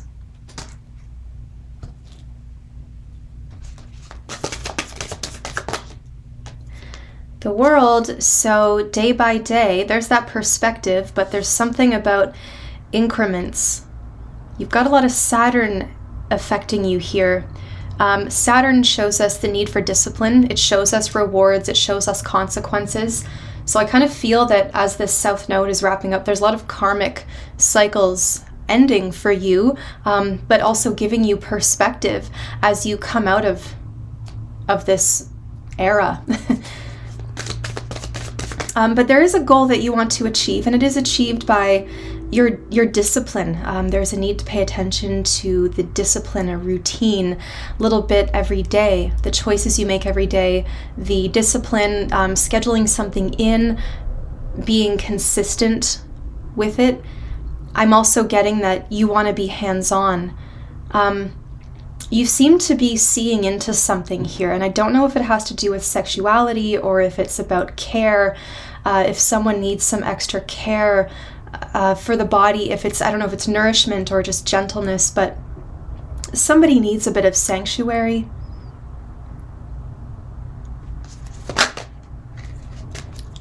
Eight of Cups.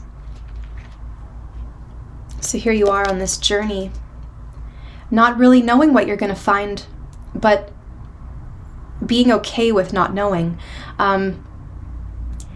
Part of the magic is not knowing what you'll discover. So you're getting this call. Something's been wrapped up. something's closing for sure. It's reached an end. It's completed. And I think this gives you a big sense of relief and accomplishment. And now as this is wrapping up, you're going somewhere else. I think a lot of you could very well be traveling. Maybe going and experiencing something out in the middle of nature, relying on yourself. Survival could be an intriguing theme to you. The mystery of what's around that corner, trusting how you feel, trusting that when your intuition says, I need to go do this now, or something is waiting for me in this place, or, you just wake up with this urge to go do something or go somewhere because you feel that you're going to find something important. You should trust that, because something around this mountain is calling you to go and meet it there, but you don't know what it is until you get there. And it may not know you either. But there's a certain magnetism happening between this destination and you. And the more that you trust and go by how you feel, you're aligning with truth, and you will be rewarded with truth. My prosperity candle the flame is really active. So we're talking about rewards, we're talking about discovery. I think there's some kind of sacred prosperity that you'll be encountering. Scorpio, mid-July. And as we go into August, I will have separate readings for August, of course, but that is meteor shower season, isn't it? That's when we see a lot of the activity from the heavens. So there's so much to explore and see. It's kind of wild, because there's something here that it's described typically as an outsider, or that we're observing it from the outside, or we're not a part of it. In this existence or explanation of something, it's described as apart from us, but you're realizing that you're very much a part of it, and you seem to be getting closer and closer to it all the time. It's like once you acknowledge that it's a part of you, or that it's in you, or that you're a part of this big picture, this big Milky Way, it's humbling. It's humbling. Excuse me.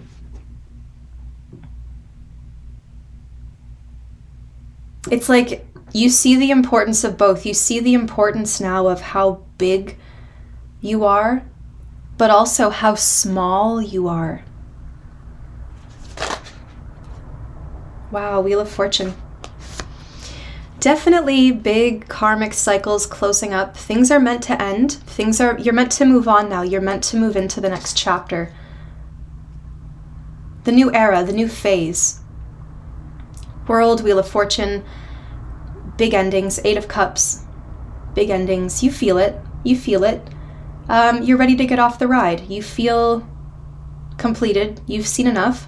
I think a lot of you are ready to settle down. You feel safe. You're ready to enter a time of prosperity, I'm hearing.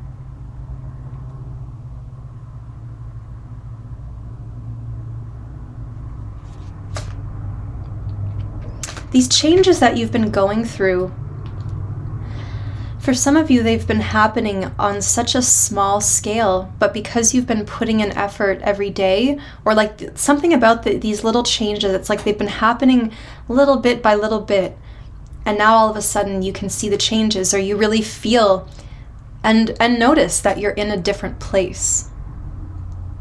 So it's all amounting to something.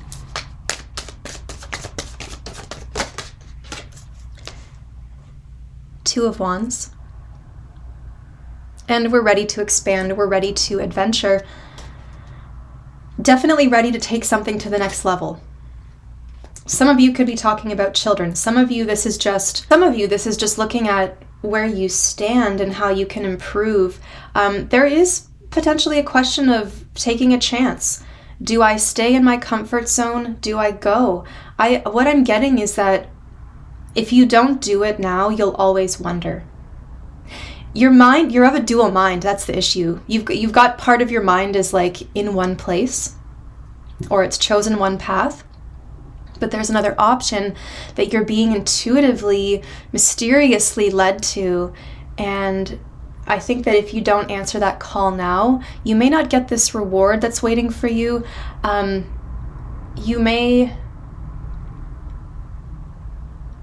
always wonder. You're always going to have this wonder, like, what if I had done it? What if I had just...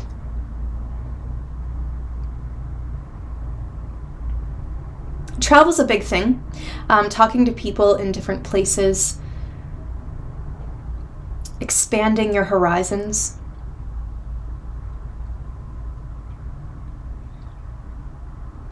Having these mind-blowing, life-changing experiences where you see it all unfold before you, you see the wheel of time, you understand this tapestry of life.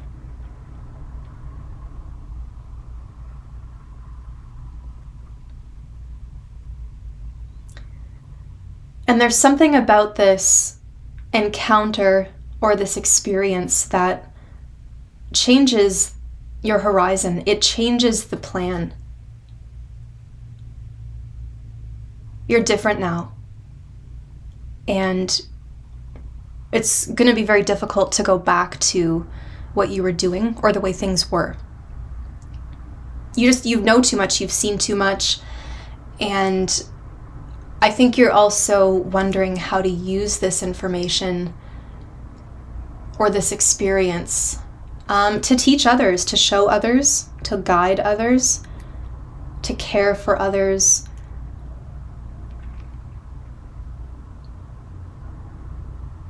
A lot of you are thinking about career. You're like looking for some different work. A lot of you could be caregivers, like parents or nurses, or somebody hands-on who provides a safe place for a lot of other people.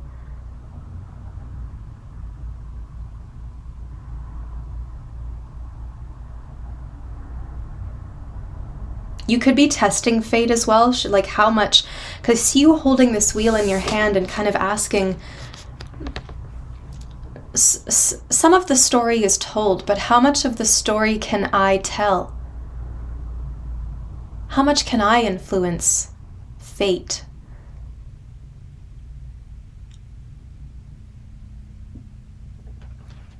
I do think that socially, there is some social importance at the end of this month with connecting to people or people who might need you, or you might really need somebody.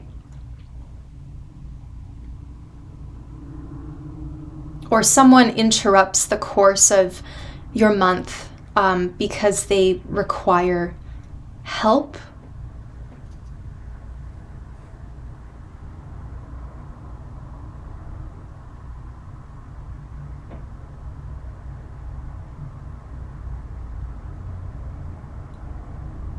I see a lot of you traveling to be near the water, to be more in nature, away from the city centers, more toward coastal regions, mountains, water.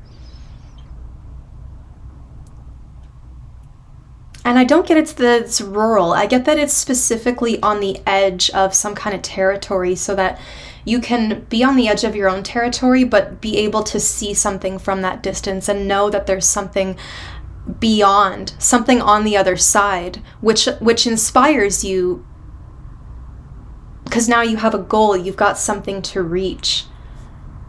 So again, this magnetism, there's you, and then there's this other point, and there's a really important tether. Something is faded here, because I'm feeling like, I'm getting all these words: tapestry, faded, threads, like a magnetism. There's an important connection, a tether.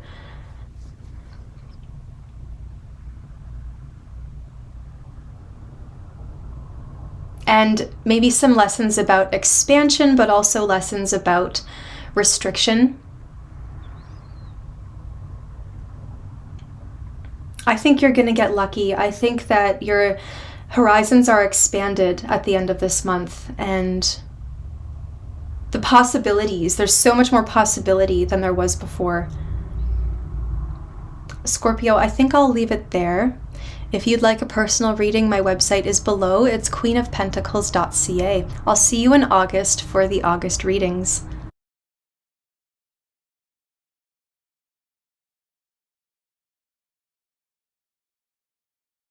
Hey Sagittarius, welcome to your reading for the middle of July. Mid-month check-in, and I also want to mention that if you're interested in your year ahead reading, because we're halfway through the year, there is a separate playlist on my channel for full 2023 year ahead readings for all the zodiac signs. So it could be a good time to go and check in with that. Thanks everyone who has booked readings with me and who's donated to the channel. Just very happy to be here with you. So let's see what's coming up middle of the month. Sagittarius. Again, you get this a lot. Mountain, strength.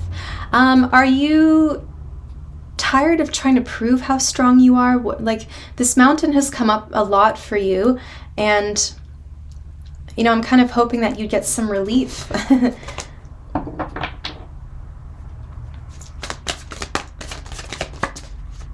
Strength is on your side, but it could be a good time to evaluate, because Venus is going retrograde. Venus is a planet of value, of worth, of love, of connection, and really what matters, what our truth is. And this could be an important time for you to ask yourself, how do I know that I'm strong? How do I show others that I'm strong? You know, people often define others by how much they have gone through or how much they've struggled with. Oh, you're so strong. I'm not really that strong. I just didn't have a choice, right? We kind of hear that. Sometimes we can take a lot on, say yes to things, overextend ourselves, show up for everybody. We get into this like manic mode just to prove our strength. Are you putting up with garbage in a relationship to prove that you can? Well, I'm strong, or well, I know better, or I'm aware of this, so I don't have to, like, don't worry about me. I'm aware of it. Like, I'm strong. I'm aware. Just be careful that you're not proving your strength with in unhelpful ways. Tell me a little bit more, Tarot.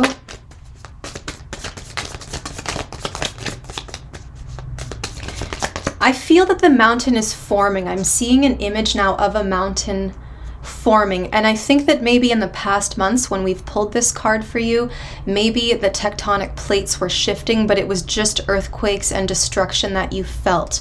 That was the Scorpio on the South Node. It brought a lot of destruction to certain things. However, now we get this strength. So finally, the tectonic plates have stopped moving. Speaking of metaphors here, and the mountain is beginning to form. And it's slowly but surely forming. So maybe you've got something to show for yourself. Okay. Death and the Knight of Cups. So something that is very overpowering becomes softer. Something that is harsh and too much to bear softens and finds the correct, like water becomes water, and the water goes wherever it can. So there is an adaptability. It's not as rigid. It's not as power hungry. It's softer. It's more curious. It's apologetic. It's showing up for community. I also think that you've got a lot of extra. You could be trying to resist something right now. There could be a lot of extra energy that you have. You're all pumped up. But you don't want to risk overextending yourself, because when you're all excited about something, you say yes to a million things, and later it's like, shit, and I don't feel the same way. I say this because death, something's ended, something's changed. Knight of Cups, the energy is shifting, and he comes and goes. He doesn't really stay in one place too long. He also doesn't show up the same way continually. So there's something in your life that is just an experiment at this time. But I think that having a healthy creative outlet is really going to help you, because with the Death card, I see a lot of excess energy that you need to expel. And if we don't expel that in a healthy way, it can come out in unhealthy ways. Either we keep it in and it agitates us and it makes us anxious and angry,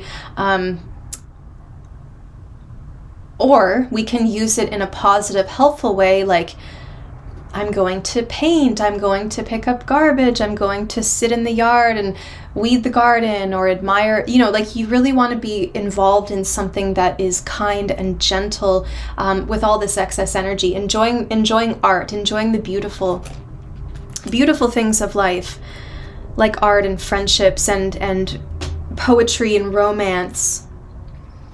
So where there was a barren landscape, something is, there's a gentle way to cross the river. There's a gentle way to get to something, but it takes strength to soften. It takes strength to soften. And maybe ask for help. Maybe you're not the one showing up. Maybe you're the one asking for help. I do see potential for romance. I do see, for some of you, there's an end to a little fling. The energy's changed, and you're okay with that, I hope. There's some kind of change to the energy. For others of you, there is a very instant obsession with somebody, but you may find that obsession comes and goes equally fast. So be prepared, as the tides are turning. They come and go. It's interesting because death, it's so much about change, I feel.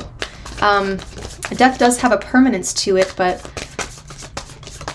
the Knight of Cups tells me that it's more about a change to a softer way of being, going with the flow. But you got to be careful, because you might develop feelings or let yourself be carried on a whim, and you might get distracted by where you were trying to go. 3 of Wands. So someone's coming your way. There could be romance, somebody messaging you, somebody noticing you. It's a good time as well for a lot of honest conversations. We have to soften. We have to do things differently. We have to do things with kindness. I'm just noticing how this horse is got the bit between his teeth, but his mouth is open uncomfortably. He looks uncomfortable, like he's choking a little bit. I've never noticed that in this card specifically, and the horse in the Death card, on the other hand, is just very rigid and is obedient the right word? Is there something about being honest about how something makes you feel, if it's very restrictive, or ugh, I hate this, or you really want to be honest with how you feel. I don't think you ever are dishonest, but there's potential for some really open honesty here, like real conversations where the conversation lasts for days and days. We're going to check in more often with how we're feeling, because we acknowledge that feelings change, but there's a turning toward each other. Instead of these extreme endings, there's more of a turning toward each other, and listening and understanding and patience, and really trying to understand from each other's perspective. It takes a lot of strength to do this, to stand steady and not retaliate. Some of you may have Scorpio placements as well. Chances are you've got some Scorpio in your personal planets. And if you do, that can be an energy that challenges you, right? It's harder to let go with the Scorpio influence, harder to forgive, harder to move on. But there's a breaking of a shell. There's a shell that is breaking, shedding, and there's a little softer you underneath, a softer someone underneath. Maybe you're seeing through to somebody's soft side.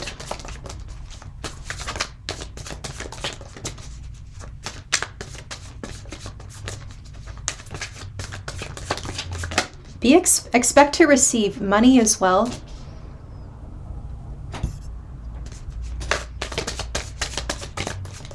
Sagittarius.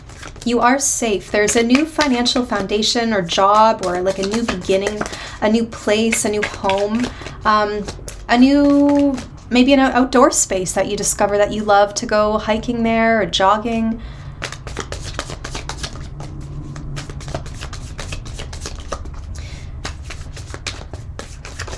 But you seem to be very moved by what you witness. I don't know if a lot of you are like artist types, but you seem to be receptive and learning a lot and just absorbing and observing and being inspired, allowing yourself to be moved by what you see when you just kind of sit in the park or you go for a lovely walk by the river. It's important to be in those spaces at this time,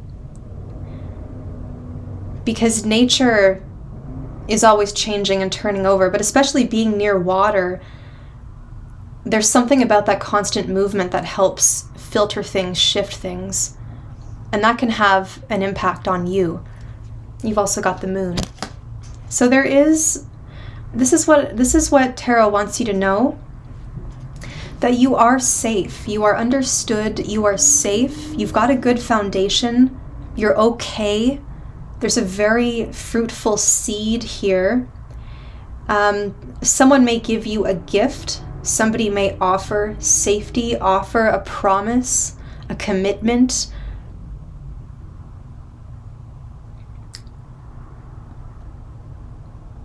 There's a whole change to an approach. And you may really have to maintain your strength, but let the waters flow around you. Like the tide's coming in and you have to remain steady. And the tide is coming in because at the very beginning of August, we do have a full moon. And we are all affected by that. So there is this gravitational pull that challenges us to be strong and not completely swayed by external forces. Completely swayed, but to know ourselves and to feel deeply rooted and safe within ourselves. There's an erasing of mistrust. If you mistrust yourself, or there's a feeling inside, something you need to get out of you, something you need to talk about, there's something that's bothering you and it needs to be expressed. There's a lingering sadness. There's a fear. Despite all this safety, in the middle, we've got death on one end and the moon on the other. So there's a huge need to expel or express, to get something out of you. You need something cathartic. And it could be art, it could be sexual passion, it could be music, it could be a hike, a jog, some kind of rigorous activity, but just something to use this excess energy so that it doesn't reside in you or be expelled in a negative way. It just seems like you haven't been able to fully express yourself yet, or there's something that still lingers, even though you reach this really good place. Even though you reach this beautiful sanctuary, you may still feel at the mercy of your animal nature.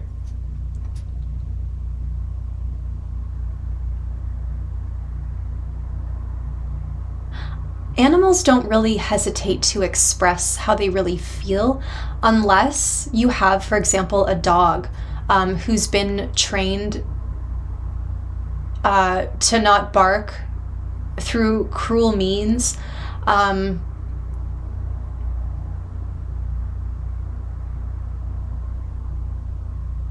Don't swallow this down.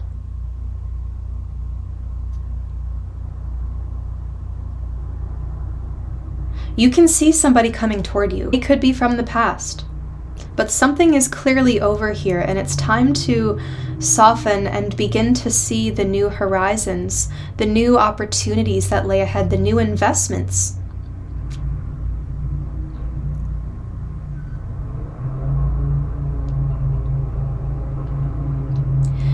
Some of you, if you're not experiencing as much growth as you'd like business-wise, maybe there's just a need to change your approach again. Go for, like, you might have been very rigid. I feel you were very rigid before in your approach to something or your beliefs, and now you're softening a little bit. Again, that Venus retrograde, because it is in a fellow fire sign, is directly affecting you in terms of how to express yourself, how to express what's in your heart, you know, what your truth is. You are a very truthful sign, but I do see that there is a little bit of fear.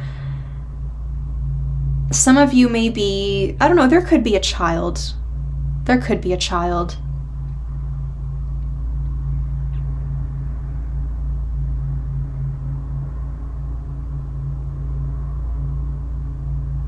You may be tempted to really impress somebody or use money to impress someone or win them over, or you could get sidetracked by someone who,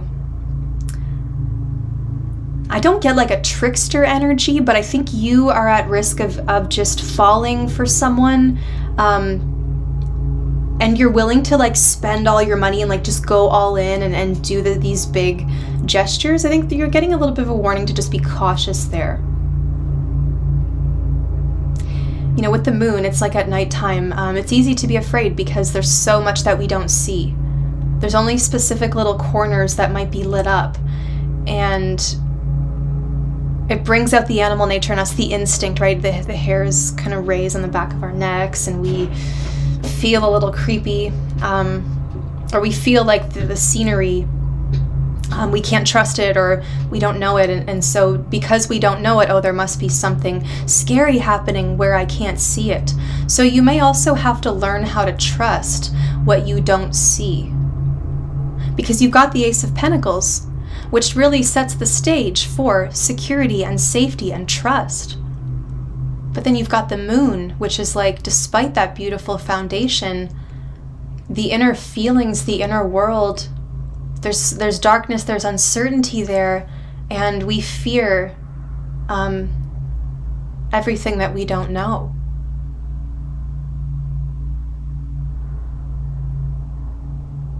And if there is something you want to know, just stand back and observe it for a while. Just observe. For those of you who are creative, just observe. You seem to be doing more outdoor things or more inspired by nature at this time. But I think safety and strength are going to be the biggest themes for you at the end of July. So Sagittarius, thanks for watching. I'll be back with your August readings, and again, your 2023 readings are up on the channel. Go check those out. I'll talk to you soon.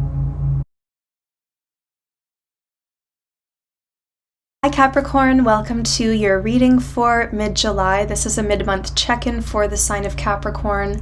I also want to mention, because we are halfway through the year, I do have on my channel a separate playlist with full year ahead readings. So if you want to check back on your 2023 year ahead reading, I recommend doing that because we're halfway through the year.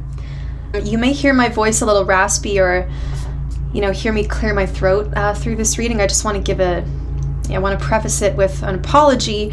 The air quality here has been kind of bad because of the wildfires. I did have a cold a couple of weeks ago, and I just cannot kick the cough due to the air. But anyway, it seems like there's a challenge for you to be headstrong and to stay focused, because as I'm starting to do your reading, there's, I don't know, some landscaping. I'm sure you can hear some crazy buzzing happening outside. And I'm being challenged to push through despite that noise, despite the raspiness of my voice. There's a challenge, and as I acknowledge it, it's quieting.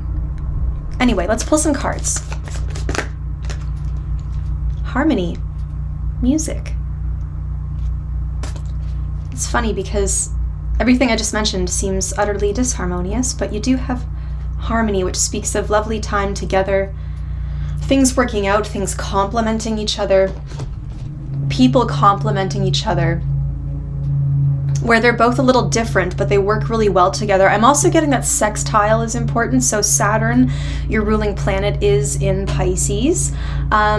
You could be dealing with a water sign. There is some kind of watery energy that's also affecting you. All right, Capricorn, let's see. Capricorn. Six of Pentacles. I'm feeling like I'm hearing a message.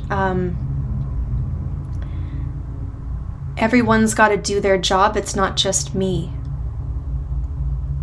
So I don't know if there is some frustration with other people showing up, like your favorite park, you go for a picnic, but then there's all these other people around because it's a beautiful day.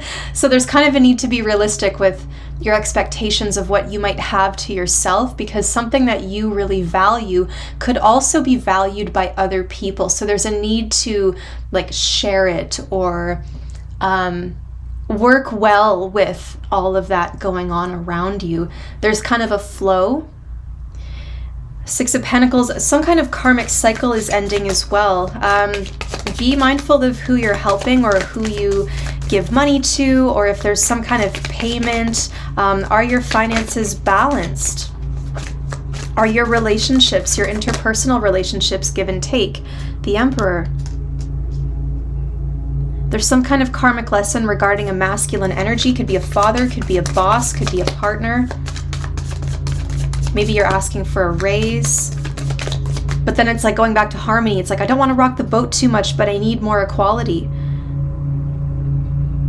I'm getting a Libran influence from that. Libra, there could be a Libra person involved. Wow, Four of Swords. I feel, so you've got two fours, Capricorn. It's important for you to write things down or be organized or structured so you have a plan. You have something to rely on.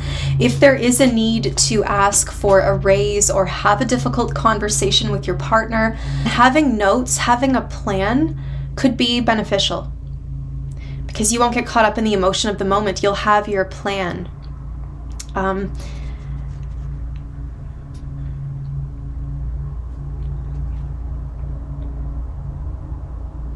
Rest is important. I feel that you need a bit of a break. You may need to delegate to this Emperor. I don't know if like this person is too busy with their work or with responsibilities of some kind. They might be overwhelmed by responsibilities outside of the home, but I'm feeling that you are needing a little more equality in your immediate home life. You need some rest. You need a break. You need to pass something on to this Emperor so he can hold it for a while so you can rest. And feel safe. You know, you need to feel safe here. You need to feel supported. You need to feel stable. There is stability coming in. Stability, harmony, like it's all evening out. But there's a need to look at power, structure, power balances or imbalances. Who's responsible for what? Maybe you need to delineate roles, and so everyone has expectations because we know exactly what they're supposed to do this week, what I'm supposed to do this week, what you're supposed to do this week. We need this delineation.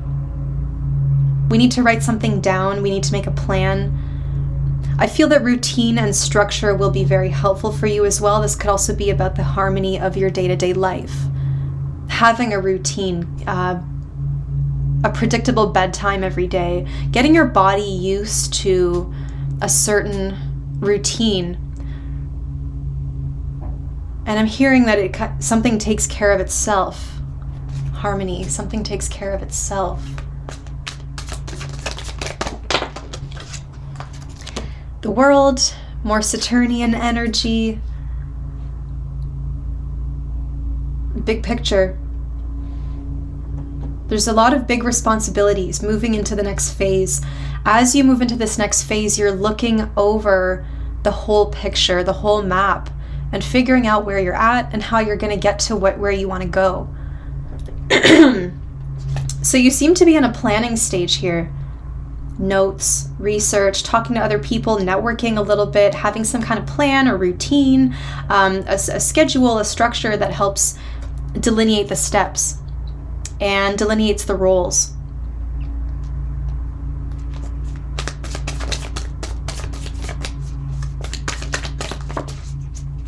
I think a lot of you could actually be performing. Knight of Swords. So you can expect a change of direction. You might feel like you've said too much. You might have an opportunity to confide in somebody. You kind of get swept up in the moment a little bit, and you might really speak a lot. I don't know if you want to just take a moment to really gather your thoughts before you respond or before you speak. But you know, primarily I'm getting that you might just be on a break or a vacation with the Four of Swords, and then like a lot of people are asking you for things, needing you. Murphy's Law, it's like right when I've sat down, had a moment to myself, it's when I'm getting all these messages and requests for things. And that could be a need. Maybe that's you're being tested with your boundaries.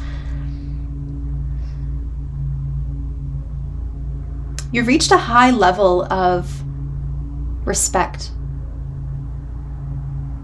And this brings extra responsibility to you because everybody wants to know what you think. Everybody wants to talk to you. I think the rest of the month will be busy, but I think there's also a need to talk about something or write something out. Maybe a lot of you are writing or creating or just having conversations or making plans and seeing the whole picture, like just point form, just seeing the whole picture, and something is completed. Huge karmic cycles wrapping up. You know what to accept and what not to accept. You know what's fair and you know what's not fair.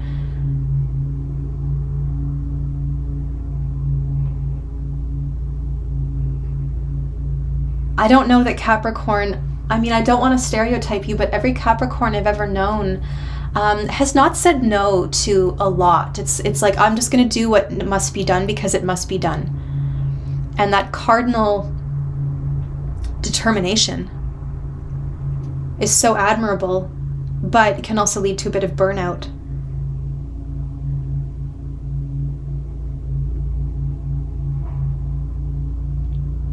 I'm seeing a lot of conversation, a lot of media, a lot of messaging, phone calls, in-person conversations, a lot of people that you want to connect to. You could be looking at your circle, just kind of looking at everything from a bird's eye view and admiring it for a while.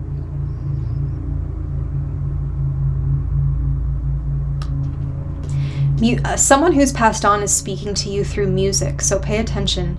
I mean, you don't really have to pay attention. You'll kind of know. It'll just come on. And it's like, you may find that music is speaking to you. There's someone's trying to reach you. And for some of you, it is a person who's passed on, but they're speaking through music.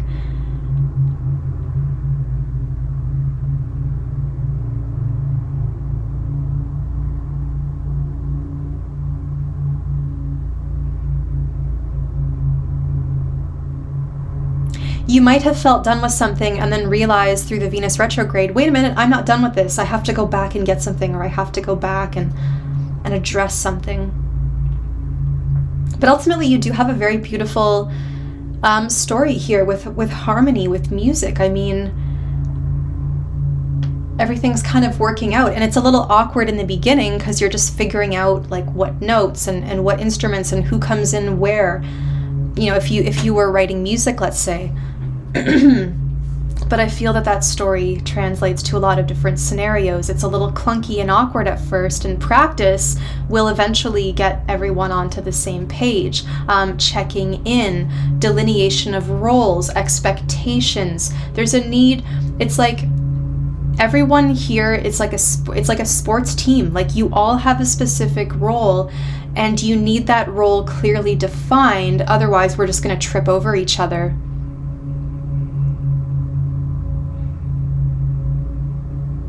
Now, I don't know. I feel like there is one person who has a hard time with this team mentality. Like they want to do their own thing. This Knight of Swords is very determined. He just kind of wants to chase after the ball whenever, but it's like, hey, you're on defense today. You don't have to chase the ball. That's for the offense. So just, you know, look out for that Knight of Swords, because they're just looking for action.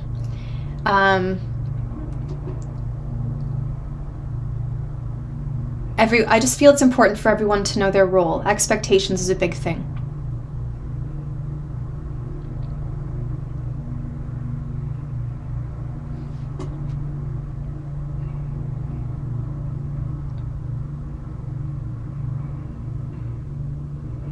Some of you are getting a writing job. You're being paid to write. Some of you are finishing a writing project.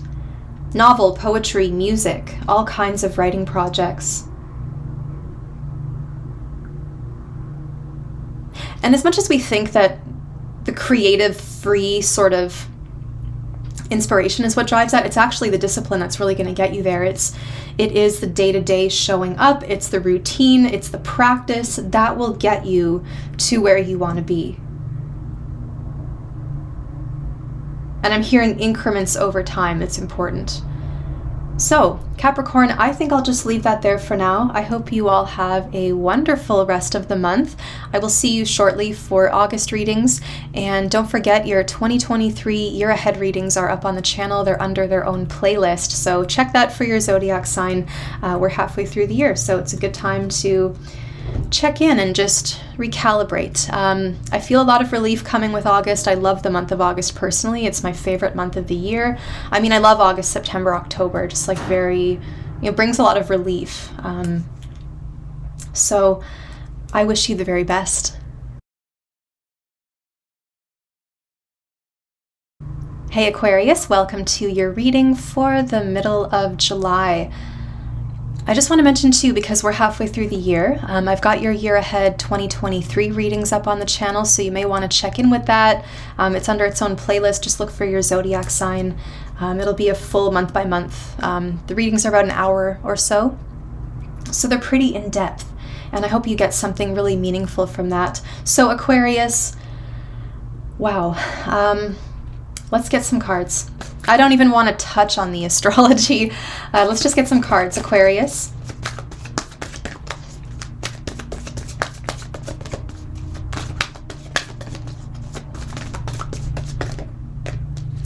Dreamtime, creation. A lot of planning, a lot of imagination, a little bit of freedom. There's no timelines or deadlines right now. It seems like this is just a time to be inspired, to become, to embody, to create, to just be.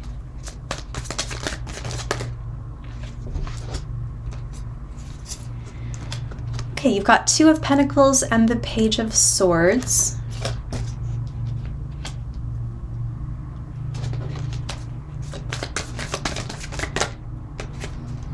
Queen of Wands.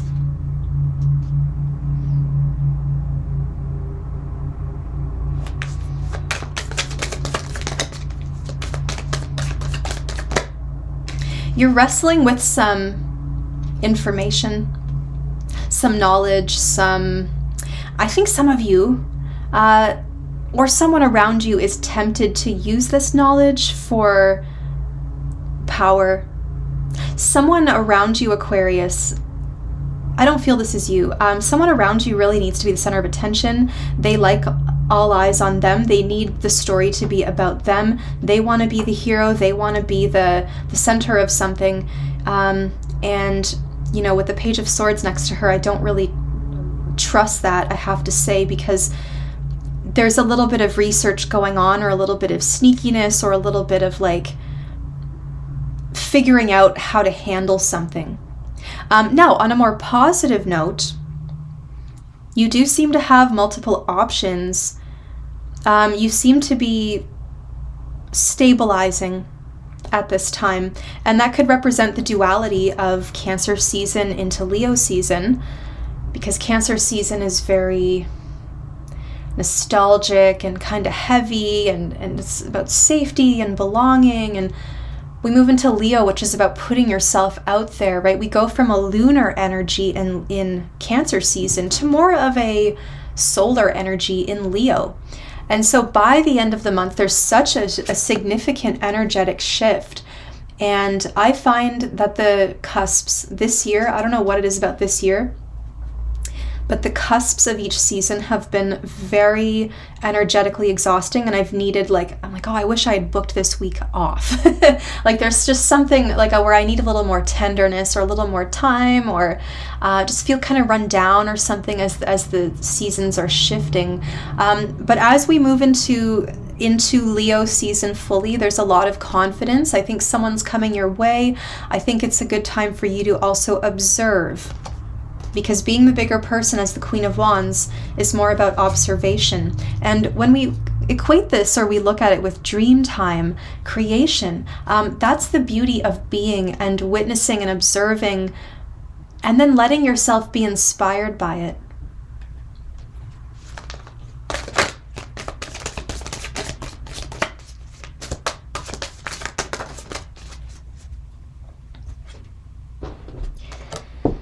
Queen of Cups. If you've noticed, I've been cutting the video at all or editing. I'm not cutting out parts of the reading. It's that I've either had to cough or clear my throat. I had a cold a couple weeks ago, and just with the wildfires and everything here in Canada, my cough is taking a long time to clear up. The air's been pretty bad, so that's why I edit my videos. Just want to let you know. Okay, so we're ending with the Queen of Cups. There's a need for secrets and trust. Not a need for secrets, but I feel someone either wants to divulge something to you, or you have secret information, but there's also a need to make sure you can fully trust someone as you talk about this. Someone's very worried. Somebody does not have stable ground. They're worried about something they don't trust. They could be worried or not having answers, but jumping to conclusions, or doing online sleuthing and drawing conclusions from something. I feel like someone needs reassurance here. There's a person who is very stuck in their emotions. They're worried about something, but they're keeping it to themselves, and they may come to you needing reassurance or needing someone to talk to, because you've got the objectivity and the honesty. Queen of Wands, you've got this honesty to build their, you're going to tell them what they need to hear, but also build them up in a way that it doesn't break them down. It's like, here's how we move forward. Here's how to be motivated. You want to be a leader here. You want to give the strength that you have and show other people this strength. I do see there's an important conversation happening, and there are two queens here. So there could be two women. Some of you, maybe this is a sister. Some of you, maybe it's a love interest. Again, Two of Pentacles. Some of you could be juggling multiple love interests. One person is very outgoing. Their fiery nature compliments you. They inspire you, but they're more for themselves than they are for the people or for the greater good. So there is something about that you find contentious.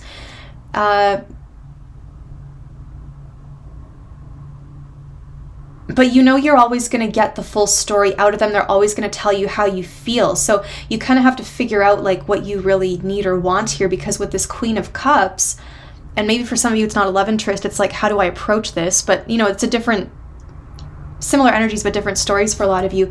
The Queen of Cups is gentle with you. She's not going to insert or force herself, but she will not always be as forthcoming as the Queen of Wands, because she needs reassurance or safety, and she may have a mistrust about her. But I feel that she has a lot of deep wisdom. A lot of you could be needing to speak with these leaders who could be matriarchs of your family. They could be bosses. They're holding some kind of sovereignty. There's a lot to learn from each of them. And they both lead in their own way. They're both very much kind of in their own worlds.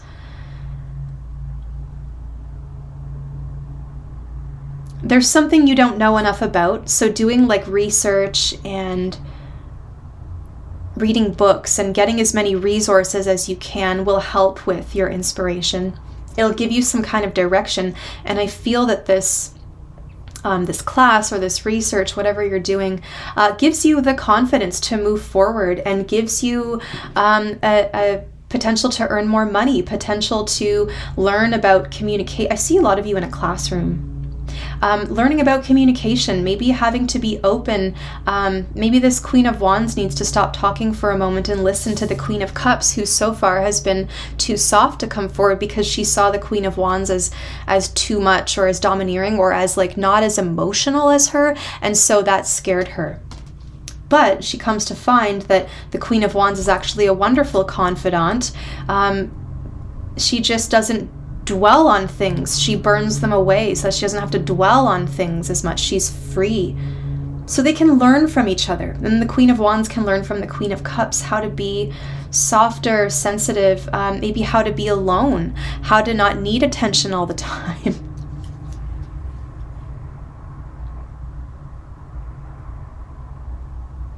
I think there's a significant moment as well in that third week of July, but like right around the new moon in Cancer on the 17th up to like the 25th.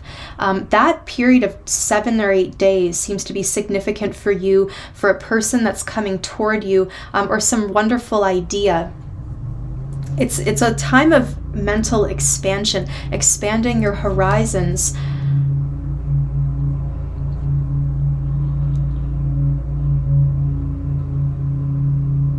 And if you're worried that you don't know how to go forward with something, the cards are asking you to just live.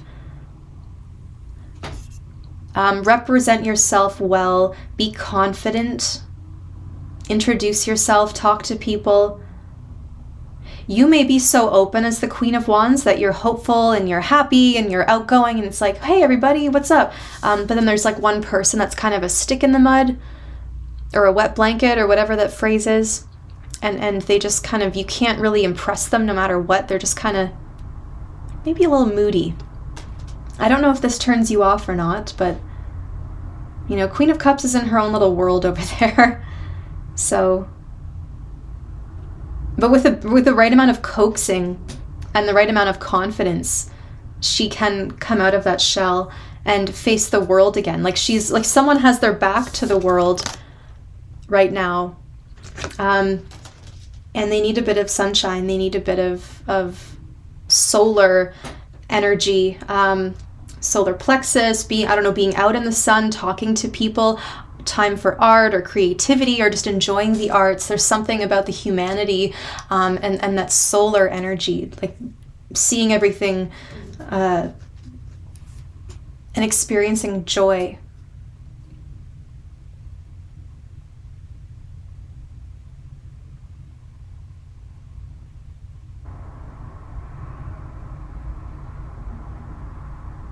I'm just going to look at the cards for a second and see if there's anything else.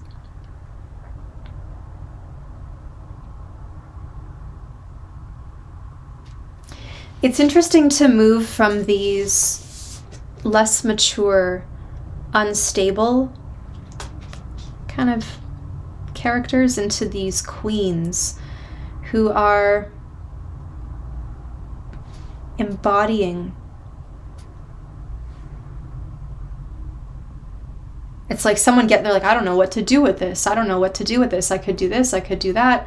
A lot of you are dividing your time. You're doing multiple jobs. You're juggling a lot, but that is settling. But I feel like there's a nervousness about when to approach someone or when to say something. And interestingly, as much as this Queen of Cups is maybe a little more standoffish or sensitive, there's an openness there. There is a willingness to listen. It's going to take a little longer for it to process than the Queen of Wands would, but it'll get through. It's time to look into this magical cup of yours and maybe do turn your back to the world and be that magical wizard again and spin something from your imagination or your research. When I talk about spinning, I don't mean dishonesty or manipulation. I mean like spinning, like weaving a web or creating a potion, like magic, spinning. I do see a spinning energy. You've got a lot of magic in your hands. Well, I think I'll leave that there. I'll be back in August for the August readings. And again, check out your 2023 year ahead readings on the channel. Hopefully it adds a bit of juice to this. And I will talk to you soon, Aquarius. Hi Pisces, welcome to your mid-month check-in. My name's Wendy, and I just want to remind you that I do have 2023 readings up on the channel, so it's because we're halfway through the year, it could be a good time to go and check in with that year ahead reading and see how things have lined up so far, and then see what was foretold by the cards. Saturn, of course, in your sign now. Don't sacrifice yourself too much. It's a time of breaking away from old cycles, things that have hurt you, things that you've been carrying. It's really time to break away from that. So Pisces, let's see what the middle of July, middle to the end of July brings.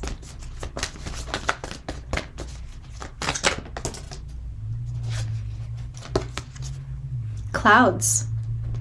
Shape-shifting. Cool.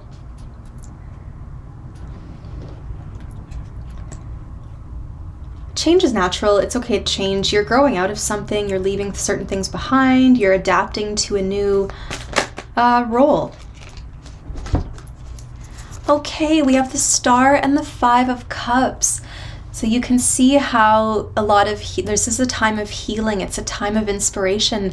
Seeing your star again, remembering your goals. Finally, after maybe some dwelling or some uncertainty or maybe even lower energy, ill health, feeling like something was draining you, you've got new inspiration, okay? The wounds are being washed, being cleansed. And there is a vulnerability because it's like the scab at this time, the scab is coming off and that new skin is underneath.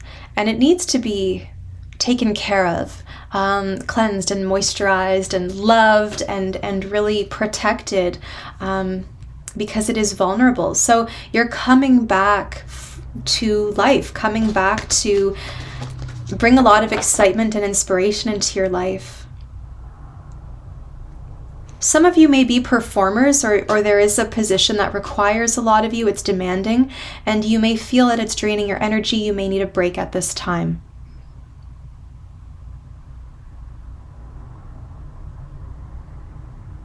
A lot of you, there could be something in your health. I think this shape-shifting card is very positive because it's showing that things are changing. And when I see the star, I see the hope. Your star comes out, your hope, your dreams, your something that was in the distance is getting clearer and closer now. And it's brighter, it lights the way. You have something to focus on. So it's very positive.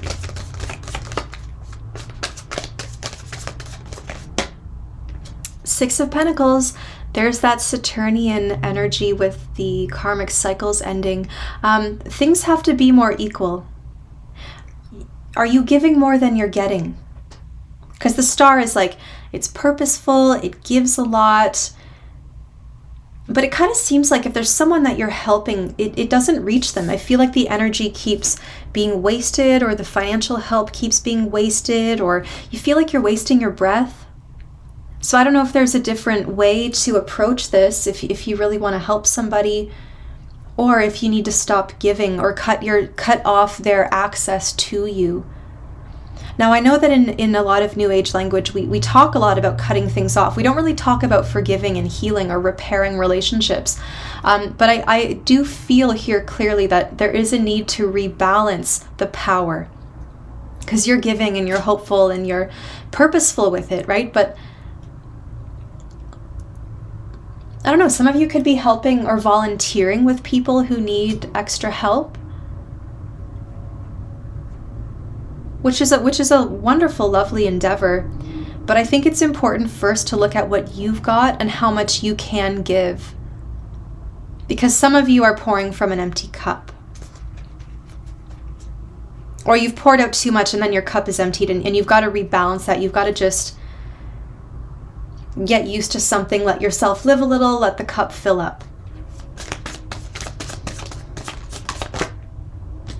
the sun, and your energy comes back. Everything is visible, everything is known. There's a discovery. A lot of you are getting your energy back. You've gotten some answers. You've gone really deep. Someone has looked beneath the surface at what's going on here, and you're getting those answers, and it's putting a lot of things into perspective. This could also be something you're paying for. Because there are certain things that just don't go away or that cannot just clear up on their own, right? We have to put in some work to get that sun to shine again. I'm seeing a reveal, something that you've been looking forward to. We talk about the shape-shifting clouds. Well, the clouds are coming. They're clearing, and the sun is coming out. Sunny days ahead, Pisces.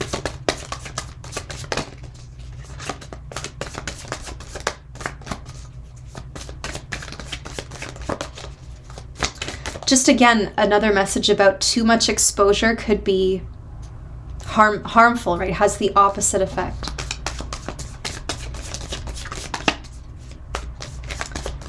Too much in the spotlight, too much energy, something like that.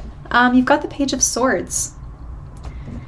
So some of you could be thinking about enrolling in a class, and you're encouraged to do so. You're encouraged to do some research, to learn a little bit more. But to also not keep looking over your shoulder. Some of you are worried about what other people are doing, and that could be draining your energy or distracting you from your path, your goals. You don't want to compare yourself to other people, because it could leave you feeling nervous and ungrounded. So we want to settle the energy. We want to feel grounded and secured. It's like we've got all, like looking at yourself as a plant. We have to plant the roots and really make sure there's a good amount of soil on top of those roots, and water the roots, because the roots are what suck up all the water and distribute it to the rest of the plant. So make sure you're giving the attention to the right part. And because it's roots, this could have to do with your 4th house. This could have to do with where you belong, where you live, where you feel safe, who you feel safe with, how you were raised, what you learned about relationships, and your value in terms of how you express yourself and how much space you're allowed to take up. I see that those questions still are on your mind a little bit, but more and more there's a move toward this happiness. And I just want to point out to you, because with the shape-shifting card, we've also got clouds coming in with the Page of Swords, right? A windy day blows the clouds in, or like the middle of the afternoon, we get that the wind picks up a little bit and it brings in some clouds from about 2 to 4 p.m. But that clears. So there's a question here about how long you should stay somewhere. How long you should stay somewhere in the spotlight or I'm not sure what exactly it is. I'm actually having a hard time piercing through to what it is. And that's okay, because it's a general reading. But the answer is go until you feel ready to leave. Like, stay until you feel ready to leave. Keep going, and then, you'll feel it. Don't keep letting people, when you're like stuck in a conversation with someone, or they've cornered you, or they're like, God forbid, they're in your own home and you're like hanging out and you're like, hey, I'm kind of tired. Do you think we could wrap it up? And they're like, yeah, sure. But let me just talk for another 45 minutes. Like, I can't handle it. You've really got to call the shots here. Like, I've had enough. 6 of Pentacles. Like, it's, you really have some sovereignty here over what is giving and receiving your energy.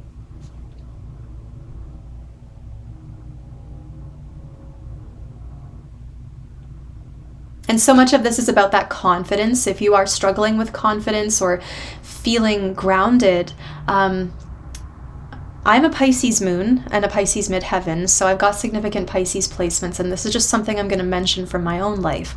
I like to wear big, clunky shoes.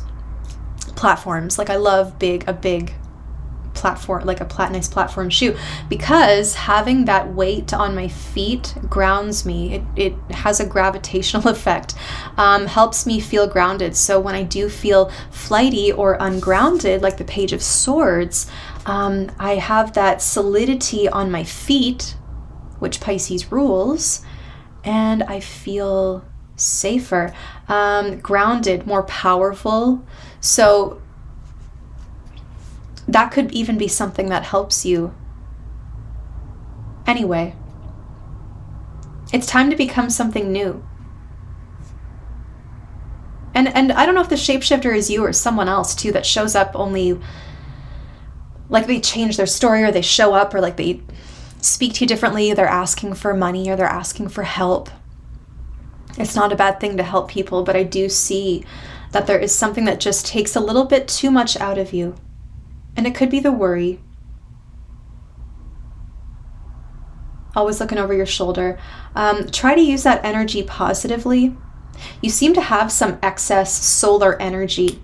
And if you're not using it, it could just be creating a bit of nervousness in you. So, I don't know. Go help somebody, write something, pour something into a creative project without any expectation of how it turns out. Volunteer, sing a song. I mean, there's so many different ways, but you need to use this bit of extra energy. Otherwise, it's going to stay inside and cause a bit of agitation. So that's where this lack of grounding is coming from. So, but the need to balance, right? Like maybe, and I feel like I'm making it confusing now and I'm kind of going on and on. What I mean to say is just be mindful. Know when enough is enough.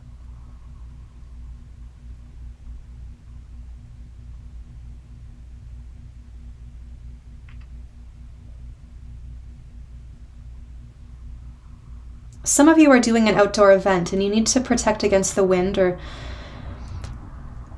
because like something wants to be exposed, shown, revealed, but it is new and it is vulnerable. It's new. It's a new announcement.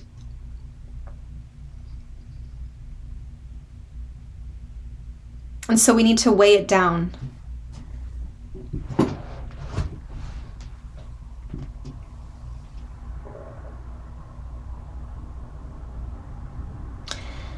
Does something get revealed before it's supposed to? I feel like there's something, like some news gets leaked. I feel there's an important news leak. And this could be a collective message for everyone because of Saturn in Pisces, but there is something that news or something gets leaked. So if that's you with something to express but you don't want it to get out there, just be mindful of who you tell.